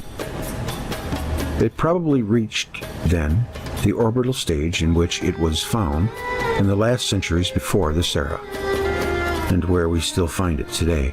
What caused the change in the orbit of Venus? I shall pose another problem besides the first. Mars did not arouse any fears in the hearts of the ancient astrologers, and its name was seldom mentioned in the 2nd millennium. In Assyrio-Babylonia, in inscriptions made before the 9th century, the name of Nergal is found only on rare occasions. On the astronomical ceiling of Sinmut, Mars does not appear among the planets. It did not play any conspicuous part in the early mythology of the celestial gods. But in the 9th or 8th century before this era, the situation changed radically. Mars became the dreaded planet. Accordingly, Mars Nergal rose to the position of the frightful storm and war god. The question must then present itself. Why, previous to the time, did Mars signify no danger to the Earth? And what caused Mars to shift its orbit nearer to the Earth? The planets of the solar system move in nearly the same plane. And if one planet were to revolve along a stretched ellipse, it would endanger the other planets. The two problems, what caused Venus to change its orbit, and what caused Mars to change its orbit, may have a common explanation. The common cause may have been some comet which changed the orbits of Venus and Mars, but it is simpler to suppose that the two planets, one of which had a greatly elongated orbit, collided, and that no third agent was necessary to bring about that result. A conflict between Venus and Mars, if it occurred, might well have been a spectacle observable from the Earth. It is not impossible that the two planets came repeatedly into contact, each time with different results. If a contact between Venus and Mars really occurred and was observed from the Earth, it must have been commemorated in traditions or literary monuments. When was the Iliad created? A mighty strife had waxen great within the members of the sphere. While it's raining outside, that's pretty cool. We got a little thunderstorm going on with my window open. I don't know if you can hear it yet. When was the Iliad created? A mighty strife had waxen great within the members of the sphere. Empedocles. I wonder if that's where we get the word impede from. To this day, it has not been established at what date the Iliad and the Odyssey were composed. Even ancient authors differ greatly in reckoning the time when Homer lived. It was established to be as late as 685 BC. The historian Theopompus, and as early as 1159 BC, certain authorities quoted by Philostratus. Herodotus wrote that Homer and Hesiod created the Greek pantheon not more than 400 years before me, which would mean not prior to 884 BC or 484 BC being regarded as the year of Herodotus' birth. The question is still debated. Some authors argue that there was a long interval between the time when the epic works of Homer were composed and the time when they were put into writing. Others think that these works must have been created not long before the Greeks acquired the art of writing, about 700 BC. It is also argued that the Greeks must have known this art long before 700 BC, on the assumption that Homeric works were created much before that date. It is generally assumed that the fall of Troy antedated Homer by several generations, and also the great epic works were the creation of generations. The fall of Troy is sometimes thought to have taken place in the 12th century.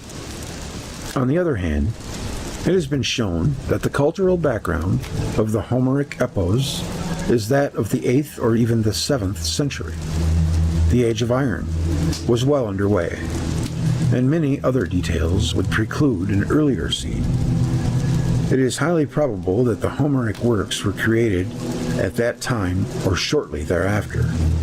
Whether these poems were first sung by a bard who lived centuries after the destruction of Troy depends on the time when Troy was destroyed.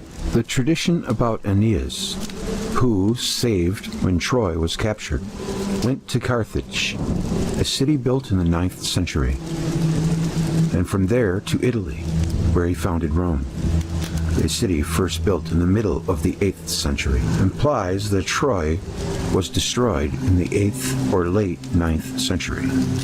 But for what purpose do I burden my present work with this question?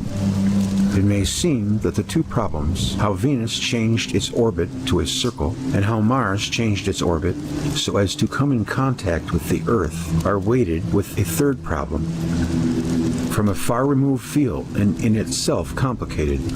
And even if these matters have something in common, how can a problem with three unknowns be solved?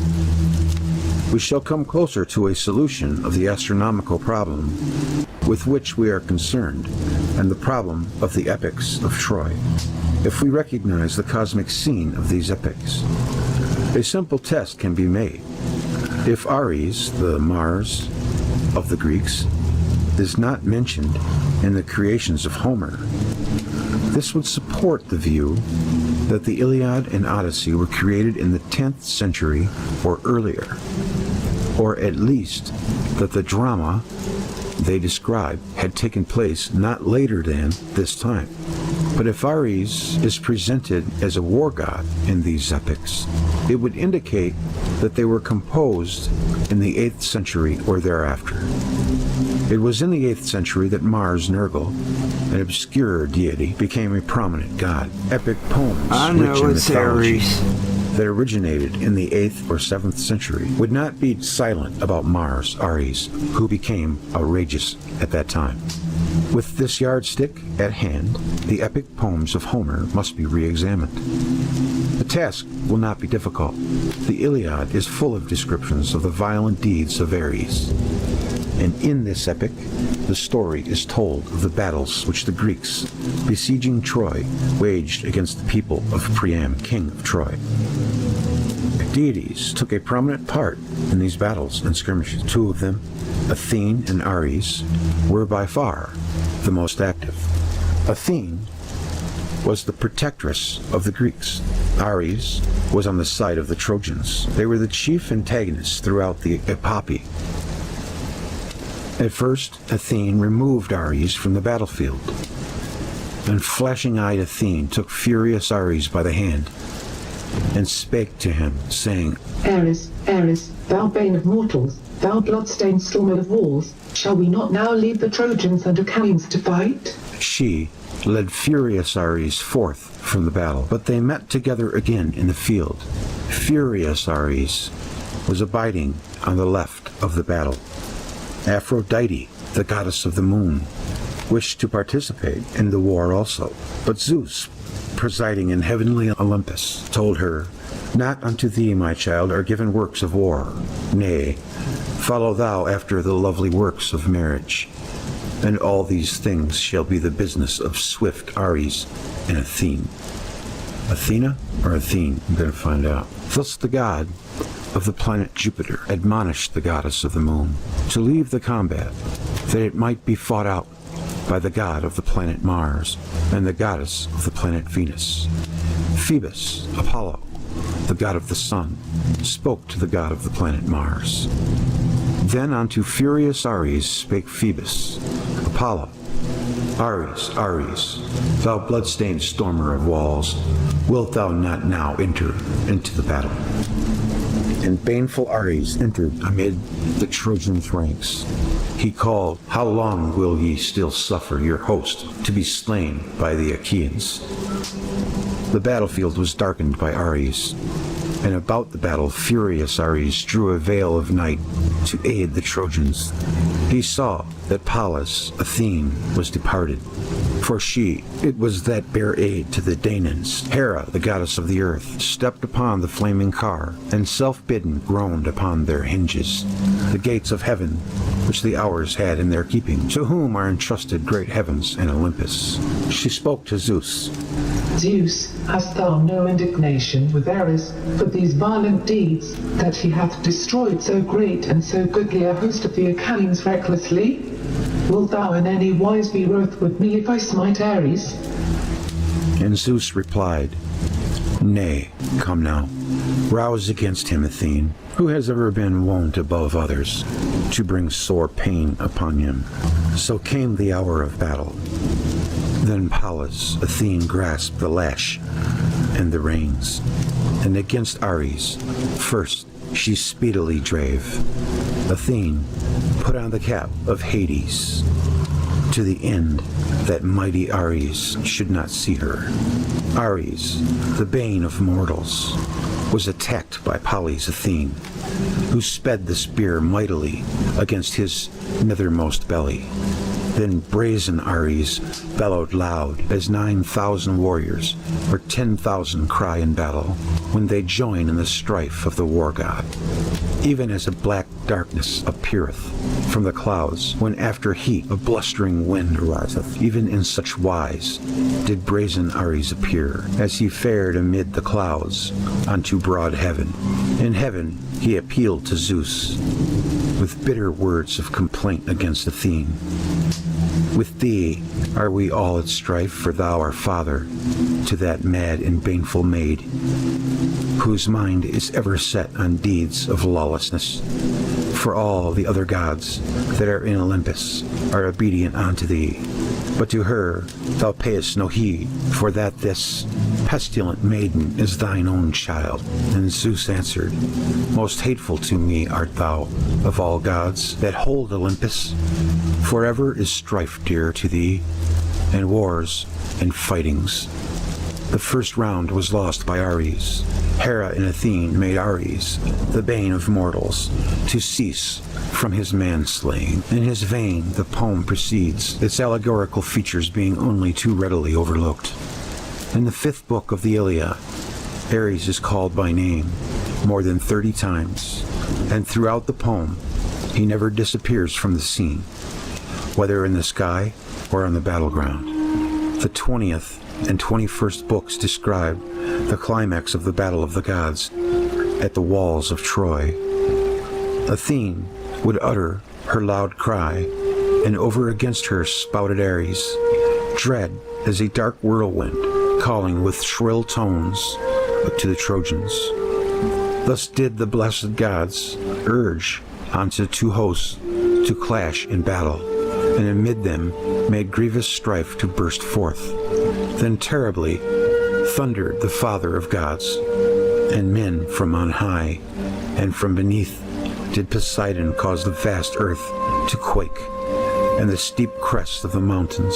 All the roots of many fountained Ida were shaken, and all her peaks, and the city of the Trojans, and the ships of the Achaeans, and seized with fear in the world below was Aeneas, lord of the shades, lest above him the earth be cloven by Poseidon, the shaker of earth, and his abode be made plain to view for mortals and immortals. So great was the din that arose when the gods clashed in strife. In this battle of gods above and beneath, Trojans and Achaeans clashed. Together the whole universe roared and shivered. The battle was fought in gloom. Hera spread a thick mist. The river rushed with surging flood and roused all his streams tumultuously. Even the ocean was inspired with fear of the lightning of great Zeus and his dread thunder, when so it crasheth from heaven. Then rushed into battle a wondrous blazing fire. First on the plain was the fire kindled, and burned the dead, and all the plain was parched. Then to the river turned the gleaming flame. Tormented were the eels and the fish in the eddies, and in fair streams they plunged this way and that. The fair streams seethed and boiled, nor had the river any mind to flow onward, but was stayed, unable to protect Troy. Upon the gods fell strife heavy and grievous. Together then they clashed with a mighty din, and the wide earth rang, and round about great heaven pealed as with a trumpet. Zeus, the heart within him, laughed aloud in joy as he beheld the gods joining in strife. Ares began the fray, and first leapt upon Athene, brazen spear in hand, and spake a word of reviling. These passages sound like they were written by Shakespeare or Francis Bacon. Wherefore now again, thou dogfly, art thou making gods to clash with gods in strife? Rememberest thou not what time thyself in sight of all didst grasp the spear, and let drive straight at me, and didst rend my fair flesh? This second encounter between Ares and Athene was also lost by Ares. He, Ares, smote upon her tasseled aegis. Thereon blood-stained Ares smote with his long spear, but she gave ground and seized with her stout hand a stone that lay upon the plain, black and jagged and great. Therewith she smote furious Ares on the neck and loosened his limbs. Pallas Athene broke into a laugh. Fool, not even yet hast thou learned how much mightier than thou I avow me to be, and that thou matchest thy strength with mine. Aphrodite came to the wounded Ares. So Aphrodite is the moon, took him by the hand and sought to lead him away. But Athene sped in pursuit. She smote Aphrodite on the breast with her stout hand, and her heart melted. And her heart melted? It sounds like it would be the seas of the moon.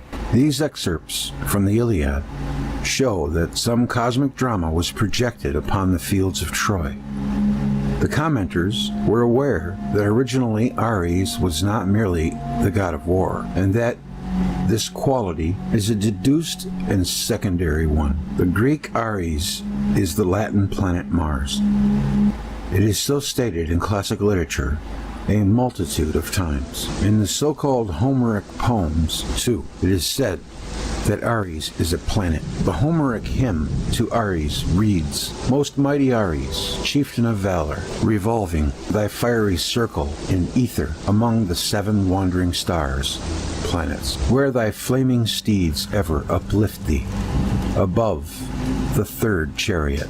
But what might it mean that the planet Mars destroys cities or that the planet Mars is ascending in the sky in a darkened cloud, or that it engages Athene, the planet Venus, in battle. Ares must have represented some elements in nature.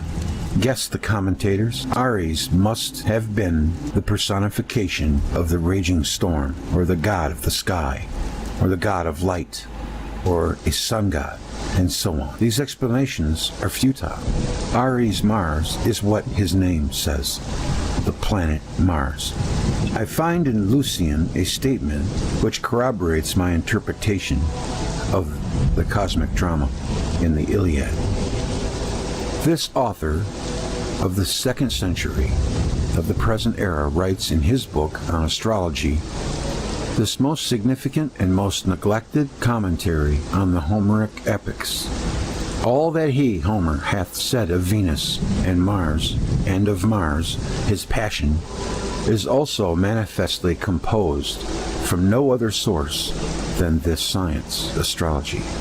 Indeed, it is the conjecture of Venus and Mars that creates the poetry of Homer.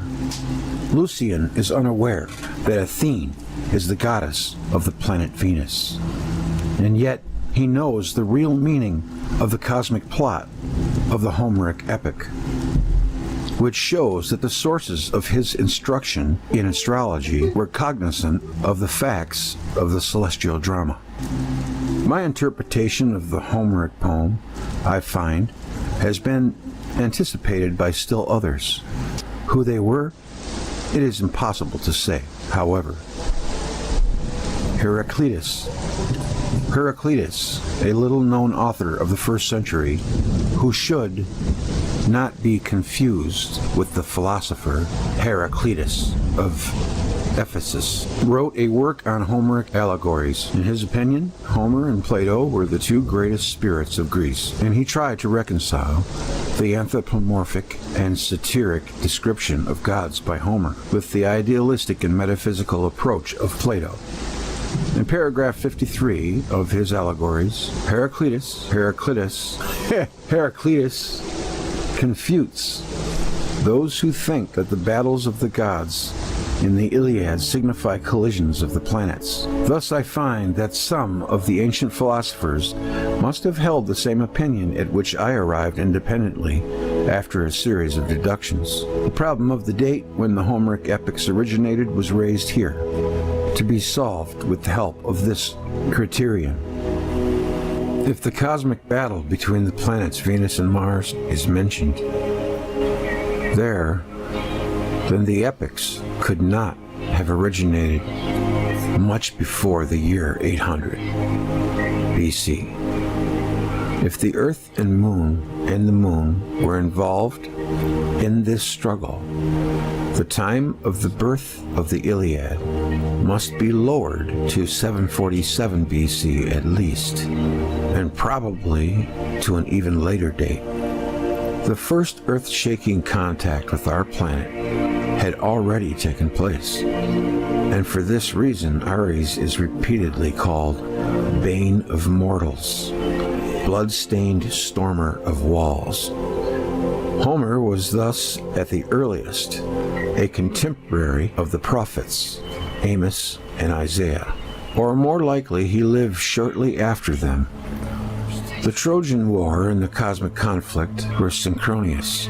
The time of Homer was not separated from the time of the Trojan War by several centuries, possibly not even by a single one. The statement by Lucian regarding the inspiring drama of the Homeric epics, the conjunction of the planets Venus and Mars, can be refined. There was more than one fateful conjunction between Venus and Mars.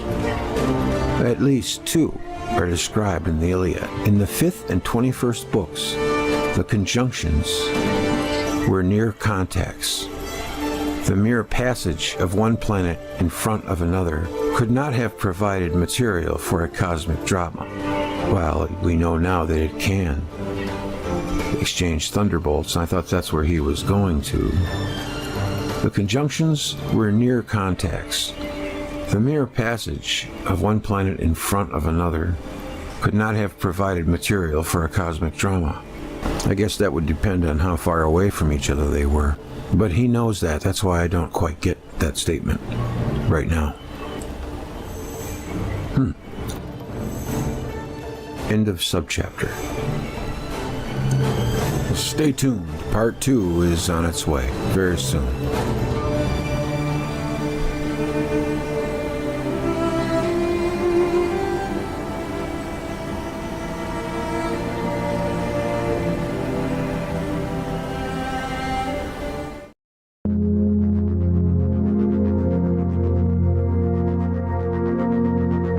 The Ice Age and the Antiquity of Man. The mammoth lived in the age of man. Man pictured it on the walls of caves. Remains of men have repeatedly been found in Central Europe together with the remains of mammoths. Occasionally, the settlements of Neolithic man of Europe are found strewn with the bones of mammoths. Man moved southward when Europe was covered with ice, and returned when the ice retreated. Historical man witnessed great variation in climate. The man of Siberia, the meat of which is still fresh, is supposed to have been destroyed at the end of the last glacial period, simultaneously with the mammoths of Europe and Alaska. If this is so, the Siberian mammoth was also the contemporary of a rather modern man. At the time when Europe, close to the ice sheet, man was still in the later stages of Neolithic culture, in the Near and Middle East, the region of the great cultures of antiquity. He may already have progressed well into the Metal Age. There exists no chronological table of Neolithic culture because the art of writing was invented approximately at the advent of the copper, the early period of the Bronze Age. It is presumed that the Neolithic man of Europe left pictures but no inscriptions, and consequently there are no means of determining the end of the Ice Age in terms of chronology.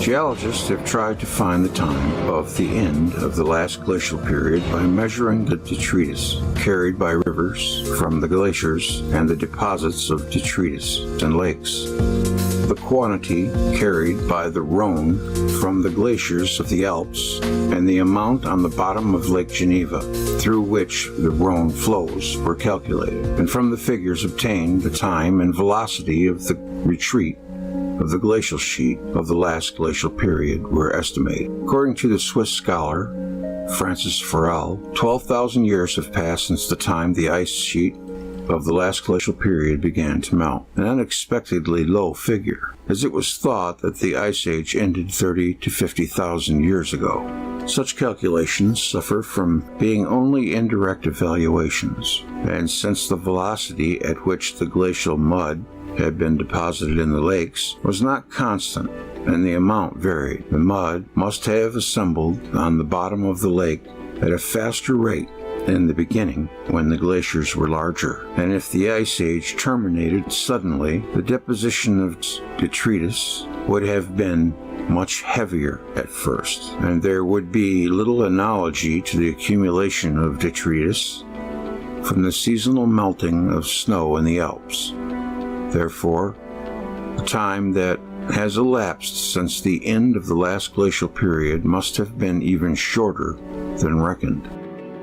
Geologists regard the Great Lakes of America as having been formed at the end of the Ice Age, when continental glacier retreated and the depressions freed from glacier became lakes. In the last 200 years, Niagara Falls has retreated from Lake Ontario toward Lake Erie at a rate of about 5 feet annually, washing down the rocks of the bed of the falls. This process has been going on at the same rate since the end of the last glacial period. About 7,000 years were needed to move Niagara Falls from the mouth of the gorge at the Queenston to its present position. The assumption that the quantity of water moving through the gorge has been uniform. Since the end of the Ice Age is the basis of this calculation, and therefore it has concluded 7,000 years may constitute the maximum length of time since the birth of the falls. In the beginning, when immense masses of water were released by the retreat of the continental glacier,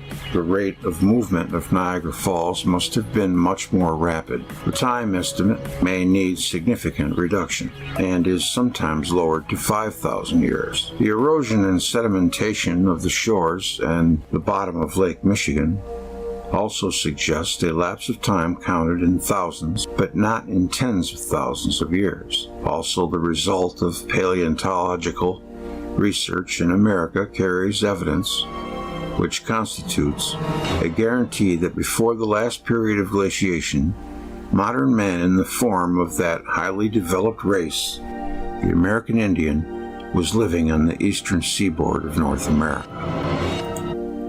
It is assumed that with the advent of the last glacial period, the Indians retreated southward, returning to the north when the ice uncovered the ground, and when the Great Lakes emerged, the basin of St. Lawrence was formed, and Niagara Falls began its retreat toward Lake Erie. If the end of the last glacial period occurred only a few thousand years ago, in historical times, or at a time when the art of writing may have been already employed in the centers of ancient civilization, the records written in the rocks by nature and the records written by man must give a coordinated picture. Let us therefore investigate the traditions and the literary records of ancient man and compare them with the records of nature.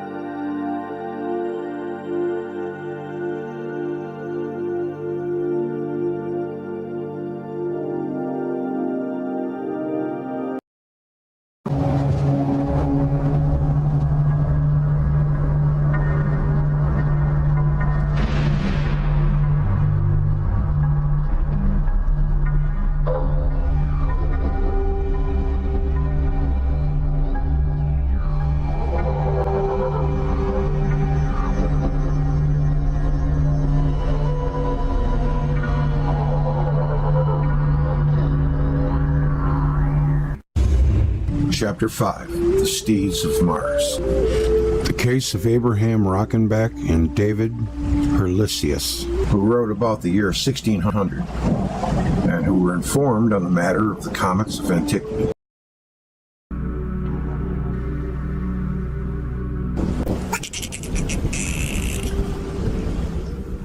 In an immense universe, a little globe revolves around a star. It is the third star in a row. Mercury, Venus, Earth, of the planetary family. It is of a solid core covered over most of its surface with liquid. It has a gaseous envelope. Living creatures fill the liquid. Other living creatures fly in the gas, and still others creep and walk upon the ground on the bottom of the gaseous ocean. Man, a being of erect stature, thinks himself the prince of creation. He felt like this long before he, by his own efforts, came to know how to fly on wings of metal around the globe. He felt godlike before he could talk to his fellow man on the other side of the globe. Today, he can see the microcosm in a drop of water and the elements in the stars. He knows the laws governing the living cell and its chromosomes, and the laws governing the macrocosm of the sun, moon, planets, and stars. He assumes that gravitation keeps the planetary system together. Man and beast on their planet, the sea within its borders. For millions and millions of years, he maintains, the planets have rolled along on the same paths, and their moons around them, and man in these eons has arisen from a one-cell infusorium all the long way up the ladder to his status of Homo sapien. Is man's knowledge now nearly complete? Are only a few more steps necessary to conquer the universe? To extract the energy of the atom? Since these pages were written, this has already been done. To cure cancer, to control genetics, to communicate with other planets, and learn if they have living creatures too. Here begins Homo ignoramus. He does not know what life is, or how it became to be, whether it originated from inorganic matter. He does not know whether other planets of this sun or of other suns have life on them, whether the forms of life there are like those around us, ourselves included. He does not know how this solar system came into being, although he has built up a few hypotheses around it.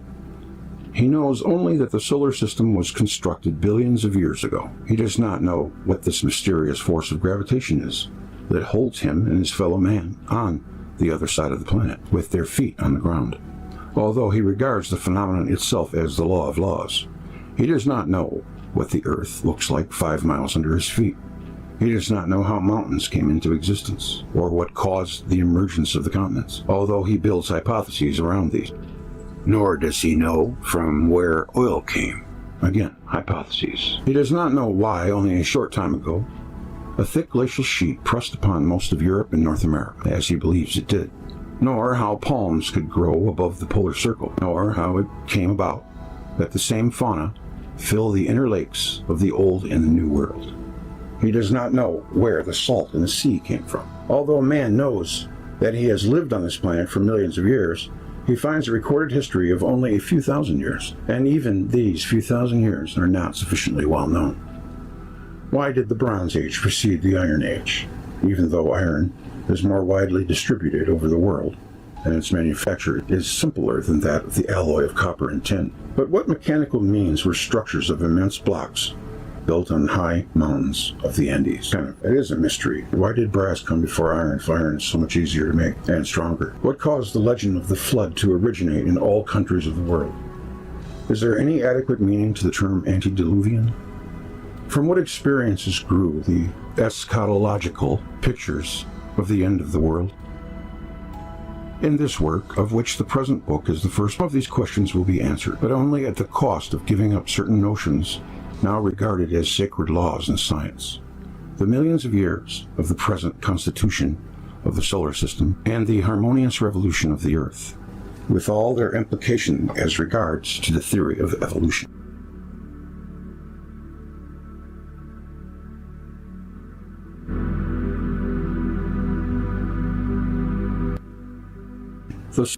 The celestial harmony. The sun rises in the east and sets in the west. The day consists of 24 hours. The year consists of 365 days, 5 hours, and 49 minutes. The moon circles the earth, changing its phases, crescent, full, decrescent. The terrestrial axis points in the direction of the polar star. After winter comes spring, then summer, then fall. These are common facts. Are they invariable laws? Must it be forever? Was it always so? The sun has 9 planets. Mercury has no satellites. Venus has no satellites. The Earth has the moon. Mars has 2 small trabants, mere pieces of rock, and one of them completes its month before Mars ends its day. Jupiter has 11 moons. This was back in the 1940s when he wrote this, pre-space age, and 11 different kinds of months to count. Saturn has, Jupiter has 79 moons. Saturn has 82. That's the last current. Uranus has 5 moons here. That was what was known by science at the time. I'll just leave it at that. Neptune 1, Pluto none. The sun rotates in an easterly direction. All planets revolve in their orbits in the same direction, counterclockwise if seen from the north, around the sun. Most of their moons revolve counterclockwise in direct motion, but there are a few that revolve in the opposite direction in retrograde motion. No orbit is an exact circle. There is no regularity to the eccentrical shapes of the planetary orbits. Each elliptical curve verges in a different direction. It is not known for certain, but it is assumed that Mercury permanently shows the same face to the sun as our moon does with respect to the Earth. Information obtained by different methods of observation of Venus is contradictory. It is not known whether Venus rotates so slowly that its day equals its year, or so rapidly that the night side is never sufficiently cool. Mars rotates in 24 hours, 37 minutes, 22.6 mean period, a period comparable to the terrestrial day. Jupiter, which in volume is 1,300 times larger than the Earth, completes a rotation in the short space of 9 hours and 50 minutes. It's spinning. What causes this variability? Is it not a law that planets should rotate or have days and nights? Still less that its day and night must return every 24 hours. If Pluto rotates from east to west, it has the sun rising in the west. Uranus has the sun rising and setting neither in the east nor the west, so it is not a law that a planet of the solar system must rotate from west to east, and that the sun must rise in the east.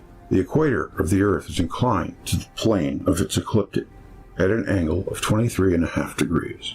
This causes the change of seasons during the annual revolution of the sun. The axes of the other planets point in other directions of seemingly deliberate choice. It is not a general law for all planets that winter must follow fall and summer is the spring. The axis of Uranus is placed almost in the plane of its orbit. For about 20 years, one of its polar regions is the hottest place on the planet. Then night gradually descends, and 20 years later, the other pole enters the tropics for an equal length of time. The moon has no atmosphere. It is not known whether Mercury has any atmosphere. Venus is covered with dense clouds, but not of water vapor. Mars has a transparent atmosphere, but almost without oxygen or water vapor. Its composition is unknown. Jupiter and Saturn have gaseous envelopes. It is not known whether they have solid cores. It is not a general law that a planet have an atmosphere or water. Mars is 0.15 the volume of the Earth. The next planet, Jupiter, is about 8,750 times as large as Mars. There is no regularity of or relation between the size of the planets and their position in the system. On Mars are seen canals and polar caps. On the Moon, craters. The Earth has reflecting oceans. Venus has brilliant clouds. Jupiter has belts and a red spot.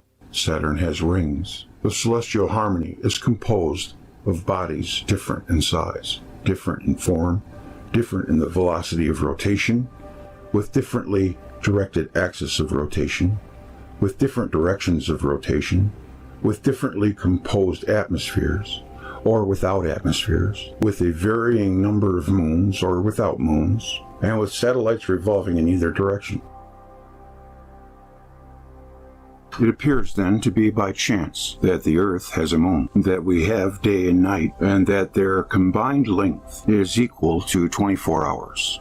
That we have a sequence of seasons. We have oceans and water, atmosphere and oxygen, and probably also that our planet is placed between Venus at our left and Mars at our right.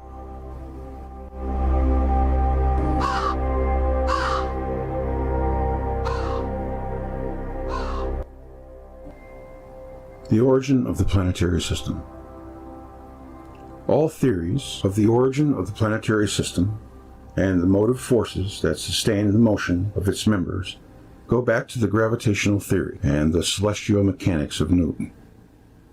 The sun attracts the planets, and if it were not for a second urge, they would fall into the sun. But each planet is impelled by its momentum to proceed in a direction away from the sun, and as a result, an orbit is formed. Similarly, a satellite or a moon is subject to an urge that drives it away from its primary. But the attraction of the primary bends the path on which the satellite would have proceeded if there had been no primary, if there had been no attraction between the bodies. And out of these urges, the satellite's orbit is traced. The inertia or persistence of motion implanted in planets and satellites was postulated by Newton, but he did not explain how or when the initial pull or push occurred. The theory of the origin of the planetary system, which dominated the entire 19th century, was proposed by Swedenborg, the theologian, and Kant, the philosopher. It was put into scientific terms by Laplace, although not explored by him quantitatively, and in brief is as follows. Hundreds of millions of years ago, the sun was nebulous and very large, and had a form approaching that of a disk. This disk was as wide as the whole orbit of the furthest of the planets. It rotated around its center, owing to the process of compression caused by gravitation. A globular sun shaped itself in the center of the disk. Because of the rotating motion of the whole nebula, a centrifugal force was in action. Parts of matter, more on the periphery, resisted the attracting action directed toward the center and broke up into rings, which balled into globes. These were planets in the process of shaping. In other words, as a result of the shrinkage of the rotating sun, matter broke away and portions of this solar material developed into planets. The plane in which the planets revolve is the equatorial plane of the sun. This theory is now regarded as unsatisfactory. 3 objections stand out above others. First, the velocity of the axial rotation of the sun. At the time the planetary system was built, could not have been sufficient to enable bands of matter to break away. But even if they had broken away, they would not have balled into globes. Second, the Laplace theory does not explain why planets have larger angular velocity of daily rotation and yearly revolution than the sun could have imparted to them. Third, what made some of the satellites revolve retrogradely, or in a direction opposite to that most of the members of the solar system? It appears to be clearly established that whatever structure we assign to a primitive sun, a planetary system cannot come into being merely as the result of the sun's rotation. If a sun rotating alone in space is not able of itself to produce its family of planets and satellites, it becomes necessary to invoke the presence and assistance of some second body. This brings us at once to the tidal theory. The tidal theory, which in its earlier stage was called the planetesimal theory, assumes that a star passed close to the sun.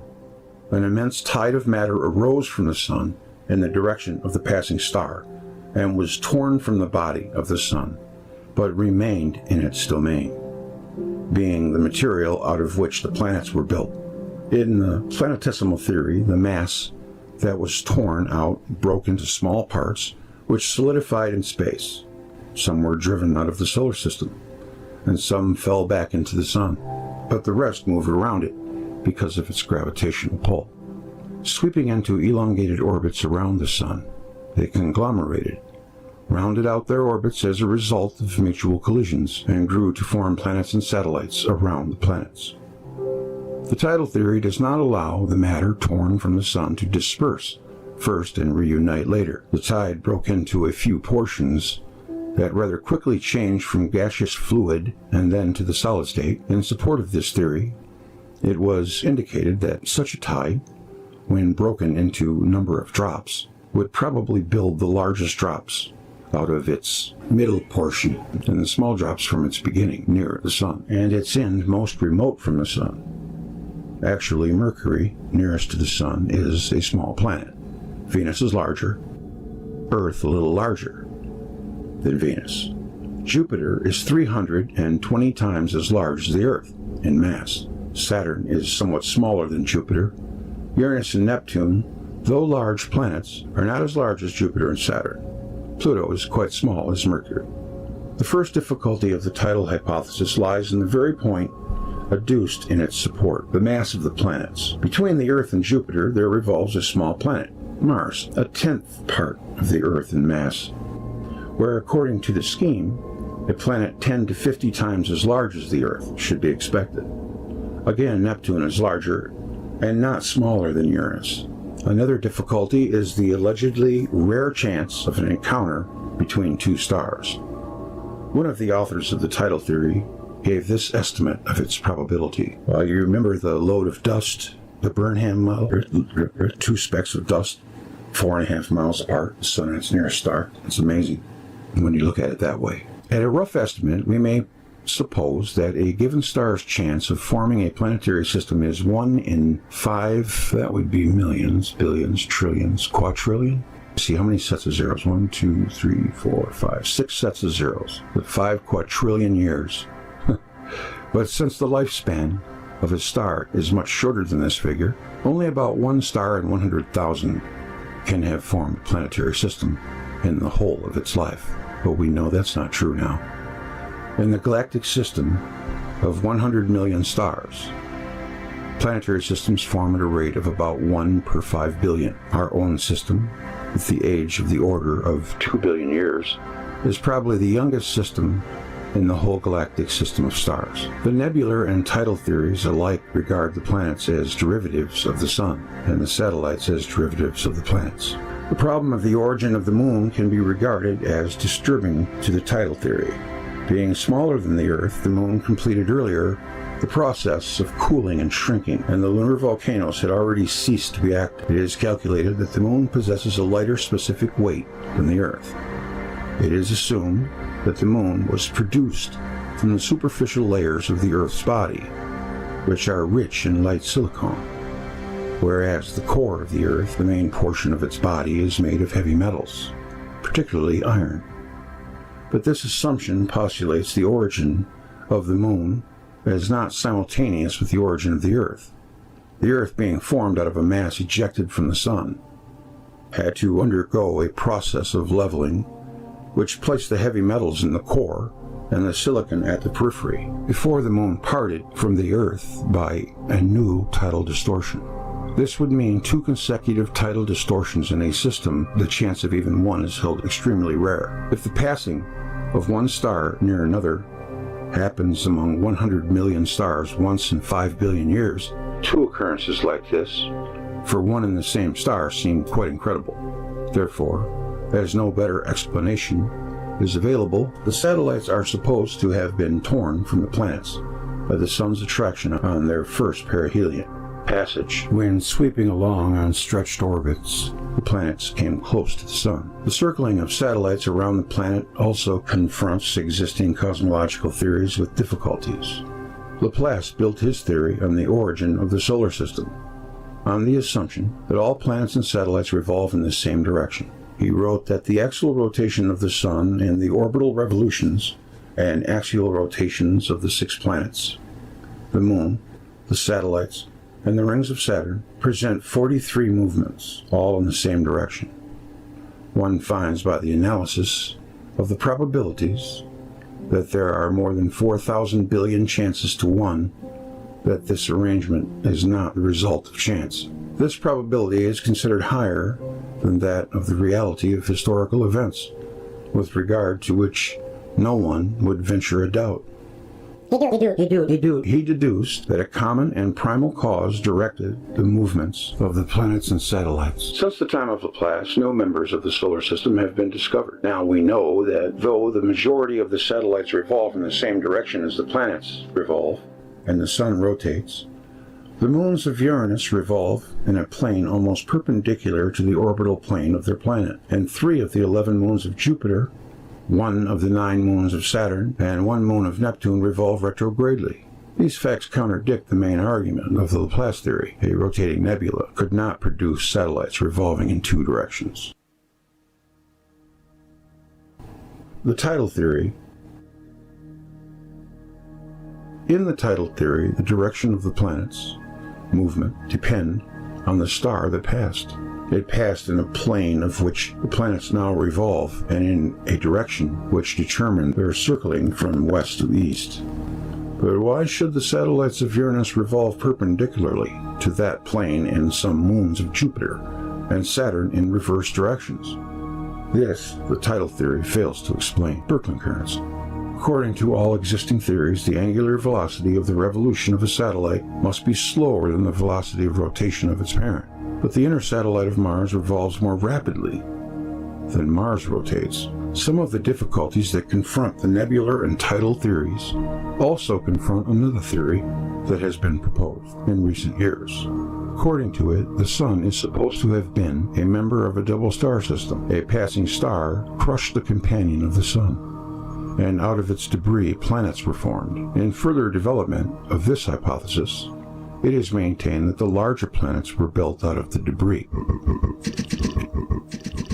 and the smaller ones, the so-called terrestrial planets, were formed from the larger ones by a process of cleavage.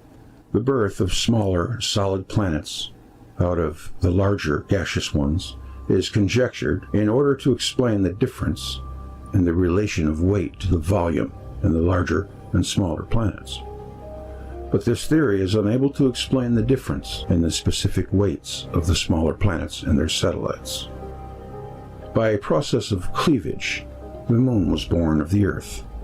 But since the specific weight of the Moon is greater than that of the larger planets and smaller than that of the Earth, it would seem to be more in accord with the theory that the Earth was born of the Moon, despite its smallness. This confuses the argument. The origin of the planets and their satellites remains unsolved. The theories not only contradict one another, but each of them bears within itself its own contradictions. If the Sun had been unattended by planets, its origin and evolution would have presented no difficulties.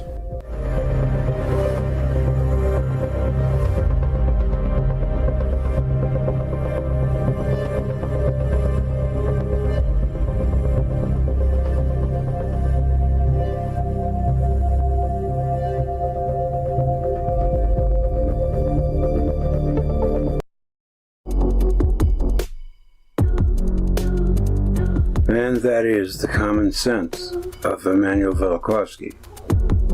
There's not very much that we do know versus a lot that we don't. And he puts it together in a very easy to comprehend way, because there's so much more in Worlds in Collision. Definitely recommend, if you haven't watched it or heard it or read it, to do so, because it's eye-opening. That'll do it for this show. Thank you for watching. Please subscribe, give it a like, check out my playlist. I'll see you next time. Take care.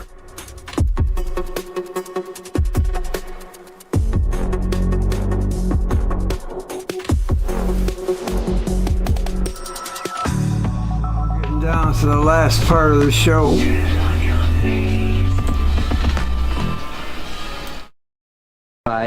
And the opposition within the scientific community has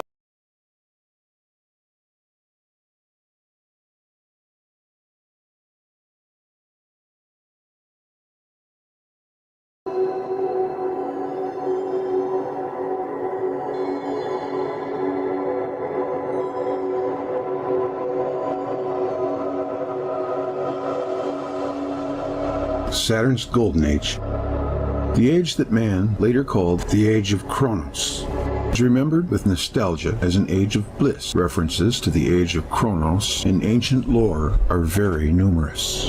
Hesiod tells of a golden race of mortal men who lived in the time of Kronos when he was reigning in heaven, and they lived like gods without sorrow of heart, remote and free from toil. Miserable age rested not on them. The fruitful earth unforced bare them fruit abundantly and without stint. They dwelt in ease and peace upon their lands with many good things. Similarly, writes Ovid in the 6th book of his Metamorphoses, in the beginning was the Golden Age, when men of their own accord, without threat of punishment, without laws, maintained good faith, and did what was right.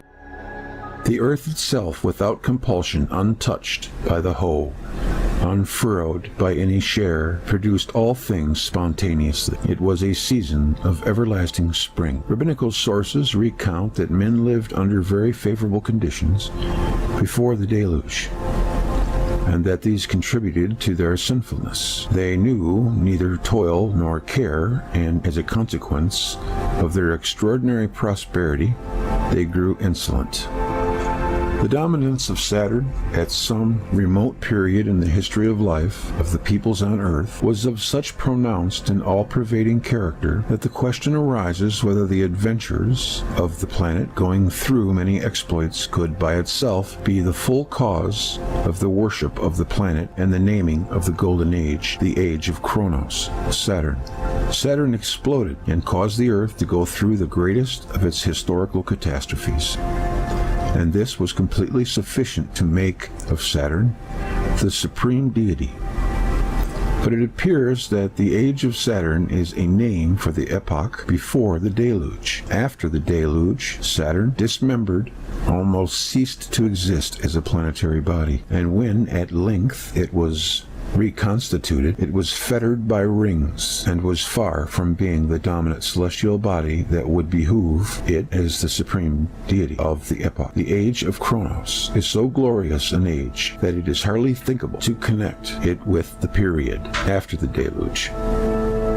The wailing for Adonis, Tammuz of the Babylonians, or Osiris of the Egyptians, deplored the end of its dominance, not the beginning of it. Then why was Saturn the supreme deity by whose name the great and glorious age before the deluge was named? Because it removed Uranus from its role of chief deity, and to the onlookers on Earth emasculated him. If the distances between the Earth and Saturn and Uranus were then what they are now, then such occurrences could scarcely be observable. Uranus is only faintly visible in the night sky over Mesopotamia in a most translucent night. Saturn is clearly visible, but is not, for an unaided eye, a spectacle in the sky. It was more voluminous and more luminous before the deluge, but if it moved on an orbit not too different from the present one, and Earth were moving approximately in the same quarters where it moves today, then the surprise still persists as how a body on a 30-year-long orbit could make the inhabitants of the Earth on its 1-year-long orbit regard it as the supreme of all celestial bodies in the sky. The appellative sun employed for Saturn could be explained by its unusual brightness when it exploded as a nova for a short time, actually for 7 days before the beginning of the deluge on Earth, assuming the length of the day in those times to have been not too dissimilar from its present value, the velocity of the moving masses being in the order of 100 kilometers a second, or 8,600,000 kilometers in a 24-hour period, and the Earth and Saturn being on the closest points of their reciprocal orbits, or in conjunction, which is another surmise. In 7 days, a distance of circa 60 million kilometers would be covered. On present orbits, the distance between Saturn and Earth varies from 1,279 million kilometers at superior conjunction and 1,578 million kilometers at opposition. The lesser of these distances is circa 21 times greater than that above calculated. This means also that unless the velocity of the ejected water was an order of magnitude greater than 100 kilometers per second, the distance between Saturn and Earth must have been substantially smaller than it is at present. I have rather arbitrarily selected a figure of 100 kilometers a second for the motion of the exploded material. Today, the escape velocity, or the speed required for a projectile on the surface of Saturn to leave the gravitational attraction of the planet, is but 35 kilometers a second. For Jupiter, the escape velocity is 59 kilometers a second. Assuming that Saturn was a mass equal to that of Jupiter, the same figure would apply to it too. With 100 kilometers a second, we have almost double the velocity of escape. The arbitrariness of the assumption of such velocity for our calculations is obvious, but if the set of figures is not too far from what they actually were, the conclusion would be that of Earth from Saturn was but a 20th part of what it is now. This would permit us to speculate whether Earth could, at some early period, have been a satellite of Saturn. The distance, 60 million kilometers, is commensurate with the distance of Mercury from the Sun, or 58 million kilometers. Jupiter's satellites revolve at distances up to 24 million kilometers from the primary. Theoretically, Saturn could have satellites as large as the Earth. The Moon is only 1/40th of the Earth in volume, whereas Saturn is 760 times larger than our planet.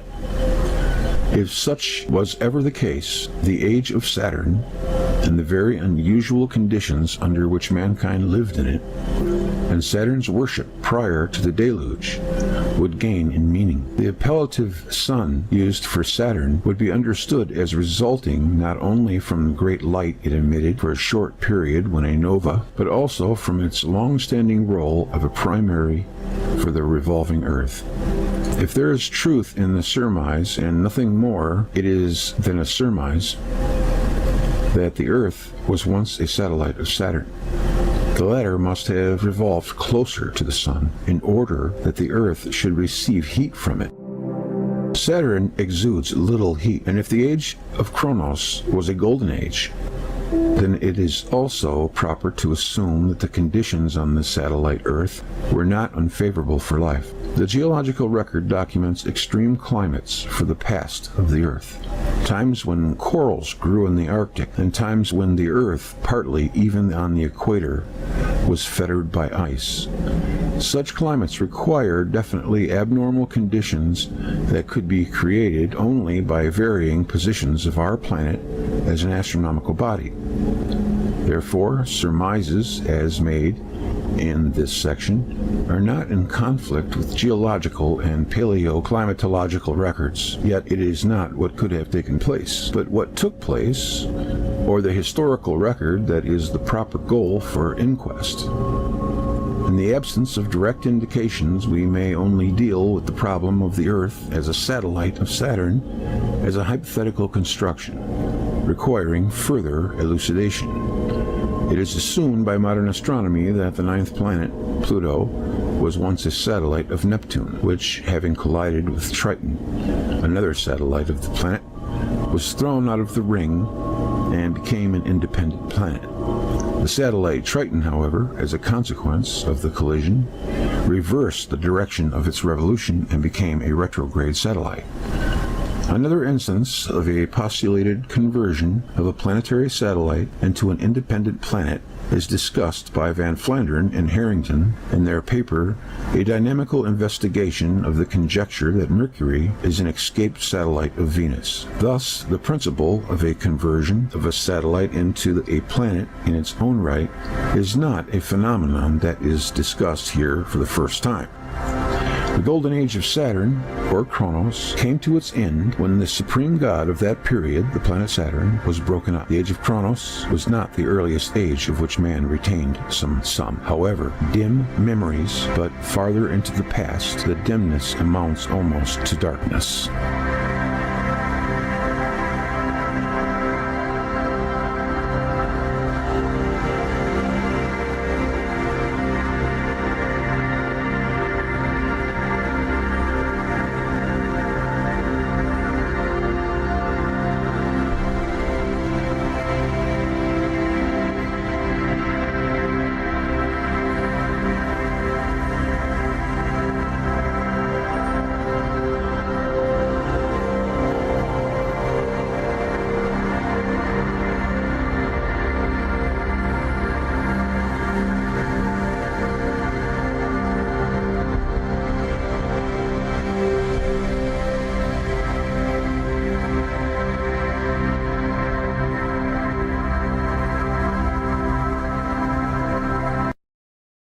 Recently that the merits of the scientific issue do not alter the deplorable treatment Dr. Velikovsky's ideas received from the profession. The prejudging scorn and closing of ranks against the heretic showed typical guild animus. In recent years, however, evidence collected during the geophysical year and by several space probes has tended to verify several of Velikovsky's predictions. I think it was 14. Passed in prehistoric and also historical times. And I tried to identify the agent.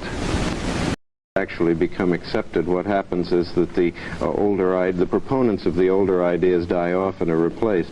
When you look at some of the things that have happened, some of the ways in which science has come your way, so to speak, and this much larger interest, much greater willingness to talk about your ideas in the colleges, how do you feel looking back on it? Which of the developments jump out to you the most? I remember you were saying once that you had never dreamed when you first were thinking what you should write about the planet Venus, that in your lifetime you would see something like the space probe Mariner, which successfully went within 20,000 miles of that faraway planet. I know that stands out to you as one of the events of this time. What in particular led you to be so concerned with what Mariner would find on Venus, with in particular the question of Venus's heat, if I may well, say you so. know, Mr. Larby, that Venus is persona dramatis of my first book. In that book, I claim that there were terrestrial catastrophes caused by extraterrestrial agents in prehistoric and also historical times. And I tried to identify the agent. Well, Venus, the story of Venus as a protoplanet, occupies a large part of the book.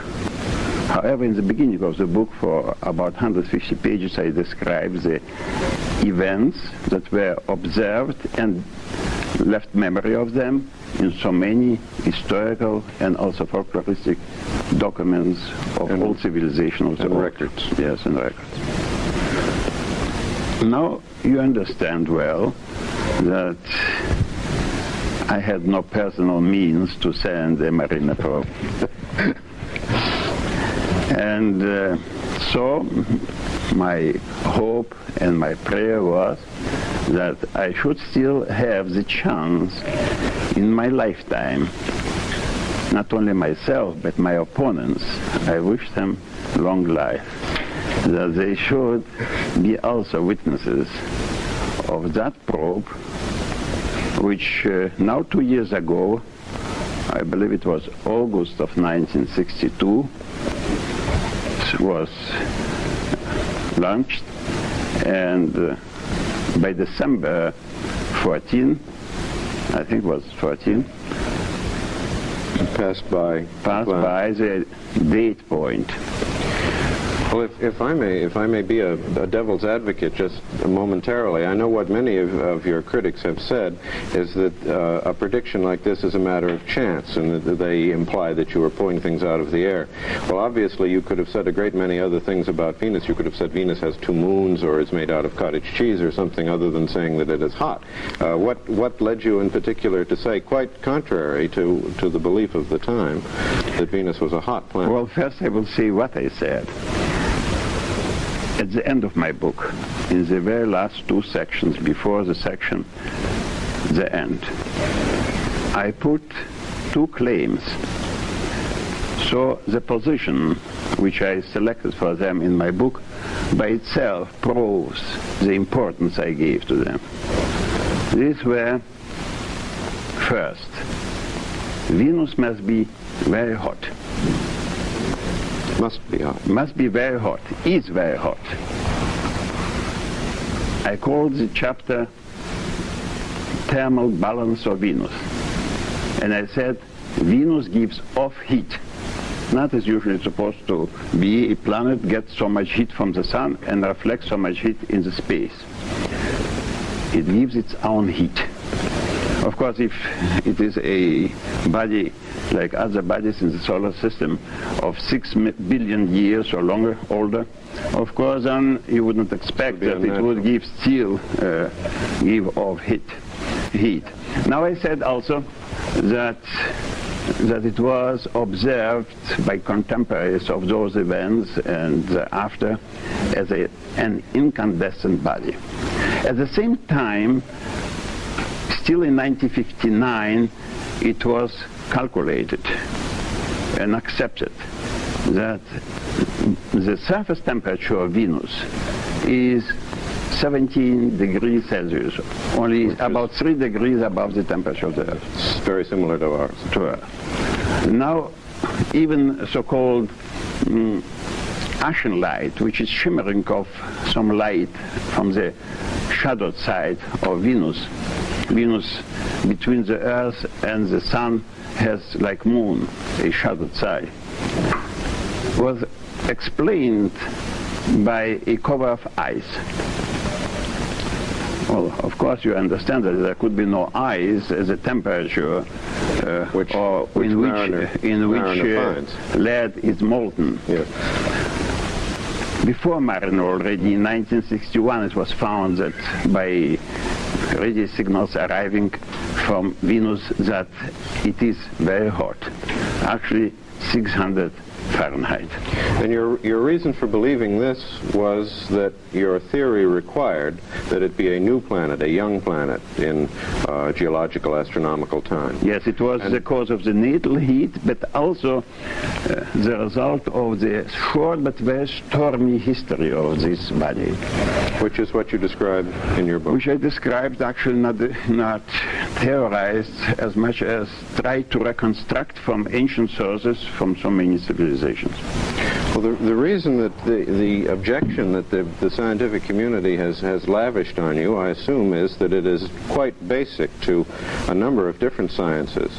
That the life of the solar system has been uneventful, regular, in the terms in which we exactly as we see it now, for many, many hundreds of thousands of years. Well, until very recently, this was the accepted view that the solar system is almost in a static state for, well, it was, when I started my book, it was said 2 billion. By now it is already 9 billion years. But recently, you know, it has become, it all changed. So many things were discovered. And one of them is the heat of Venus. And let me also say that 600 degree of 1959 was one of the reasons to send the Mariner probe to find that it is not so. I remember in December of that very year 62, when the Mariner probe was still on, just past the date point, but there was not yet the final report. I heard a man, scientist from Jet Propulsion Lab, who, speaking before the AAA convention in Philadelphia, made rather expressed his hope that it will be found the temperature much lower. What was found, it was still higher, not 600 but 800 degrees. Well, there was another finding of Mariner which has just in this past week been still further confirmed, which is the question of Venus's motion. The recent confirmation of the retrograde motion is even more puzzling, is it not, and even more embarrassing to the. It found first. You were more comfortable. Yes. I see it's not embarrassing to your point of view. No, not at all. You were more comfortable with it. Not at all. I would say that the Mariner probe surpassed all my wildest dreams. It found first, I would say, confirmed the find made before that by Pioneer 5, that the space, interplanetary space, is magnetic. Well, I was a target of much ridicule exactly because of this, that I invented forces that do not exist in the solar system, because I needed them to explain all these unusual events that took place in the sky, events that the Greek called theomachy, the battle of the gods. I remember you saying one time that one description of your work might be to replace René Descartes back in the position he deserves in 17th century science. I believe you meant by this his theory of the tourbillon and the vortices as opposed to a Newtonian universe. Yes, at least to put him back into position of a rightful contender of Newtonian theory, because very recently, actually a year before my book was published, in a book of philosopher Butterfield, I saw the sentence, in that great debate or contest, Descartes was the loser, because these worlds, these vortices that he described, these particles of matter or of ether that fill the universe, they are not there. Nobody found them, nobody discovered them. So it was an empty universe in which the celestial bodies in complete peace and eventfully traveled for eons. And the universe we see now is not that kind of place. Not at all. But then again, Mariner found not only this, it found, of course, this heat. And there is no explanation for this heat. It would be after it was already found, there would be some explanation for it. The best it was done by Kuiper on assumptions that there is water vapors and carbon dioxide when it was thought 600. The best he could do with on this optimal condition for greenhouse effect would be 170 Fahrenheit. But now for 800 degrees, there is no explanation at all. Actually, I have to ask you whether you know any astronomer who has offered any theory that was acceptable to the next astronomer. I think part of their reaction, again, if I may be the devil's advocate, is that the astronomers, although they may not have explanations for the puzzles that you forcefully put to their attention, the astronomers object, at least many of them objected at the time, because they thought evidence was being brought to their field from, to their minds, extraneous fields such as history, archaeology, and the like. They have not been willing, at least in recent time, to accept that sort of evidence as binding on questions of astronomy. I wonder sometimes when you think that your first book was the one largely given over to this question of the human record, what men said happened, and this involved a use of the past human material in an unusual, surprising way. Evidence first. If you had talked first about geology, if you had published Earth in Upheaval, which has a completely different kind of evidence in it, do you think they would have been more receptive? I would not know. Many people affirm this, that would have I started with geological and paleontological evidence, I would have probably not met the same stormy opposition.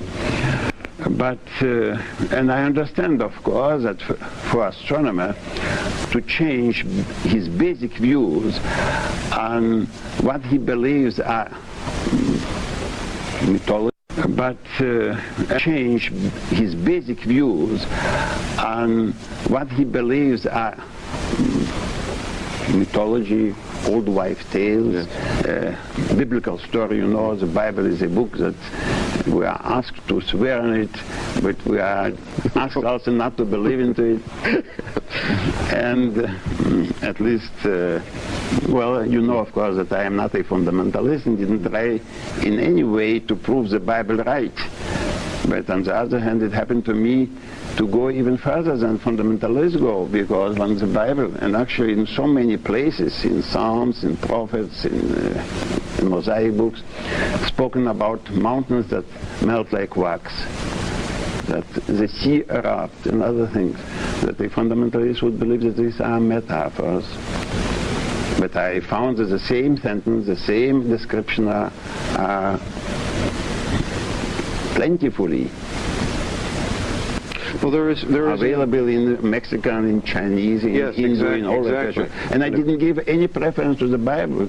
Exactly. Again, I think this may have been one of the elements that confused the argument these 14, 15 years ago. The fact that it sounded like a fundamentalist argument, the fact that they didn't notice that you were drawing also on evidence from peoples all over the earth, from the ancient legends and records of all peoples, and the fact also that you could not have been not noticed by those who read the book. Well, I sometimes wonder, and I'm not. When you see some of the things that have been said about the book, you are sometimes led to doubt that they should have been read more carefully. Objectors who thought that they can gain by this the sympathy of religious people accuse me that I gave the same valence to biblical description as to some mythology or some legend, folklore of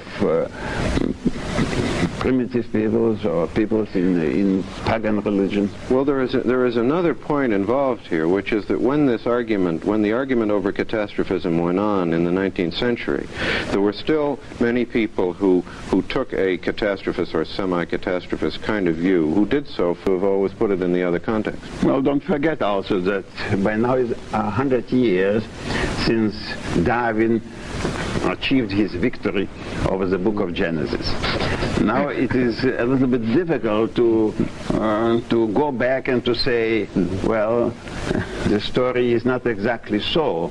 We have the phenomena from all places, from the bottom of the sea with ash and with nickel, which is of meteoric origin, and the ash that covers all the bottom of the ocean. And you know, geologists today claim, like Professor Ewing of Columbia University, that it was an encounter with a terrific comet that spread this ash all over the world, and now it's found evenly spread on the bottom of the oceans. And you have now the accepted view, which was not accepted only 10 or 5 years ago, that the terrestrial axis moved, and that paleomagnetism proves us that terrestrial axis, that magnetic axis, and possibly like Runcorn and other of Manchester, claim that the Earth turned over. We know now from observation of Professor Danjon, director of Paris Observatory, that flares on the sun may influence the speed of rotation of the Earth, and there were sudden changes. Only very recently we read even that Jupiter was subjected to strong changes, and this also confirmed one of the latest of my point you had made. Yes. Isn't it strikingly true that the scientists who are willing to talk about these disturbances, about a change in the terrestrial axis, a change in the magnetic field of the Earth, that they are willing to talk about them provided they are put very far back in history? They are willing to talk about distortion of the Earth's crust, provided well, this is a psychological problem. You see, we generally don't like to know that we are traveling on a accident-prone planet. You of course understand that I am not a prophet of doom, just the other way around. I believe that we are now, if the man himself will not be the cause of his destruction, we are now in a settled solar system for eons to come. But in the past, there were, in human memory, these very events that, by reconstruction of which, I could put all those claims, what you call predictions, that now, like Professor Barton, Professor Morse, and others writing to Science and others claim for me these predictions, an unusual prediction, because it was not things that could be accepted, could be put into accepted scheme. Venus is hot. When it's calculated, only 17, and it's 100 degrees hot. What? Venus is covered by hydrocarbons. You know, 4 years before the publication of my book, I approached the director of Harvard College Observatory asking that spectral analysis should be performed on Venus, and he directed me to Professor Adams, director of Mount Wilson Observatory in California, in Palomar, and to Professor Wilt, still alive, at Yale. And I placed before them, put before them, this my request, explain that this is a crucial test. And understand, please, Venus is the last link in the theory. If there were catastrophes, and in historical times, and caused by extraterrestrial agent, and the agent was a protoplanet, Venus. And now I can say what Venus is like, that it is hot, that it is wrapped in a envelope of hydrocarbons. This I claimed on the basis of the historical record. Yes. And I asked this to be performed, and I got the answers. This was summer 46, 4 years before the publication of the book. There are no hydrocarbons on Venus, in writing. And I was so firm in my belief that I did not blunder in the interpretation of historical sources that I put in my book. There must be an envelope of hydrocarbons. And then when in February 63, 2 months after the Mariner passing point. Yes. Then the report was given out, and it was hydrocarbons, dust, and gases, exactly as I claimed it. The embarrassment here for science is that you are seeking to unearth a natural fact by way of the humanistic evidence, which is to say you're bringing together a synthesis of different kinds of knowledge. But let me say this is an argument. Let me ask you, what is the principle of uniformity? What does he say? Principle of uniformity on which is based the theory of evolution of Darwin. Our modern scientific thought is built on a principle of uniformity, which crumbles by today. On which, what does it mean, this principle? Does it mean really that things that we do not observe today could not have happened years ago? What does it mean today? Today is this day in August? But if you believe it is not. If we don't see today a comet, do not exist comets. If we do not see since decades with an added eye that any nova, there are no novas. That's exactly. So where should Camera 3 has appeared today at the endless fascination.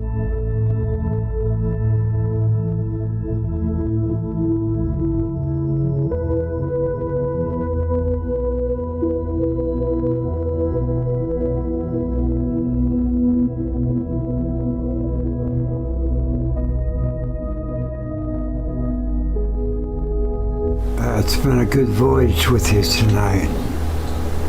I'm gonna have to say goodnight soon.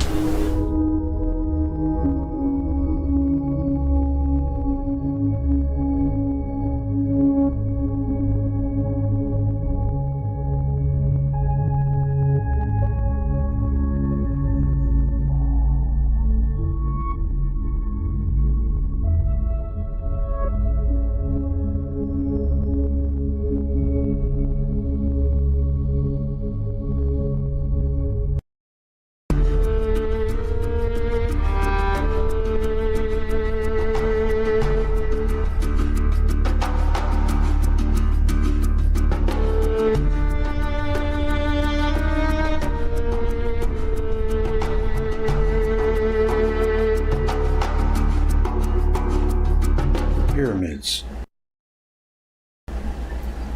During the Old Kingdom in Egypt, under the 4th, 5th, and 6th dynasties, huge pyramids were erected at Giza, at Saqqara, and in other places of the land. That of King Khufu, Cheops of the Greek authors, is the largest of the best workmanship and the most famous. Alongside it is the second largest pyramid, built by the son of Khufu, Chephren, and the smaller one built by Menkaure, also a descendant of Khufu. The later pyramids are of poorer workmanship and smaller than those of Khufu and Khafra. The Great Pyramid originally rose to a height of 481 feet and measured circa 756 feet at the base. It totaled 3,277,000 cubic yards of stone, or an estimated 2,300,000 blocks, which is the largest constructed mass of stone ever erected by man. Precision of construction equals to an optician's work. The stones were carried from the desert quarries and ferried over the Nile. For what purpose were the pyramids erected? No hint was found in the hieroglyphic literature. Already in antiquity, Greek authors debated this question. In the 5th century, before the present era,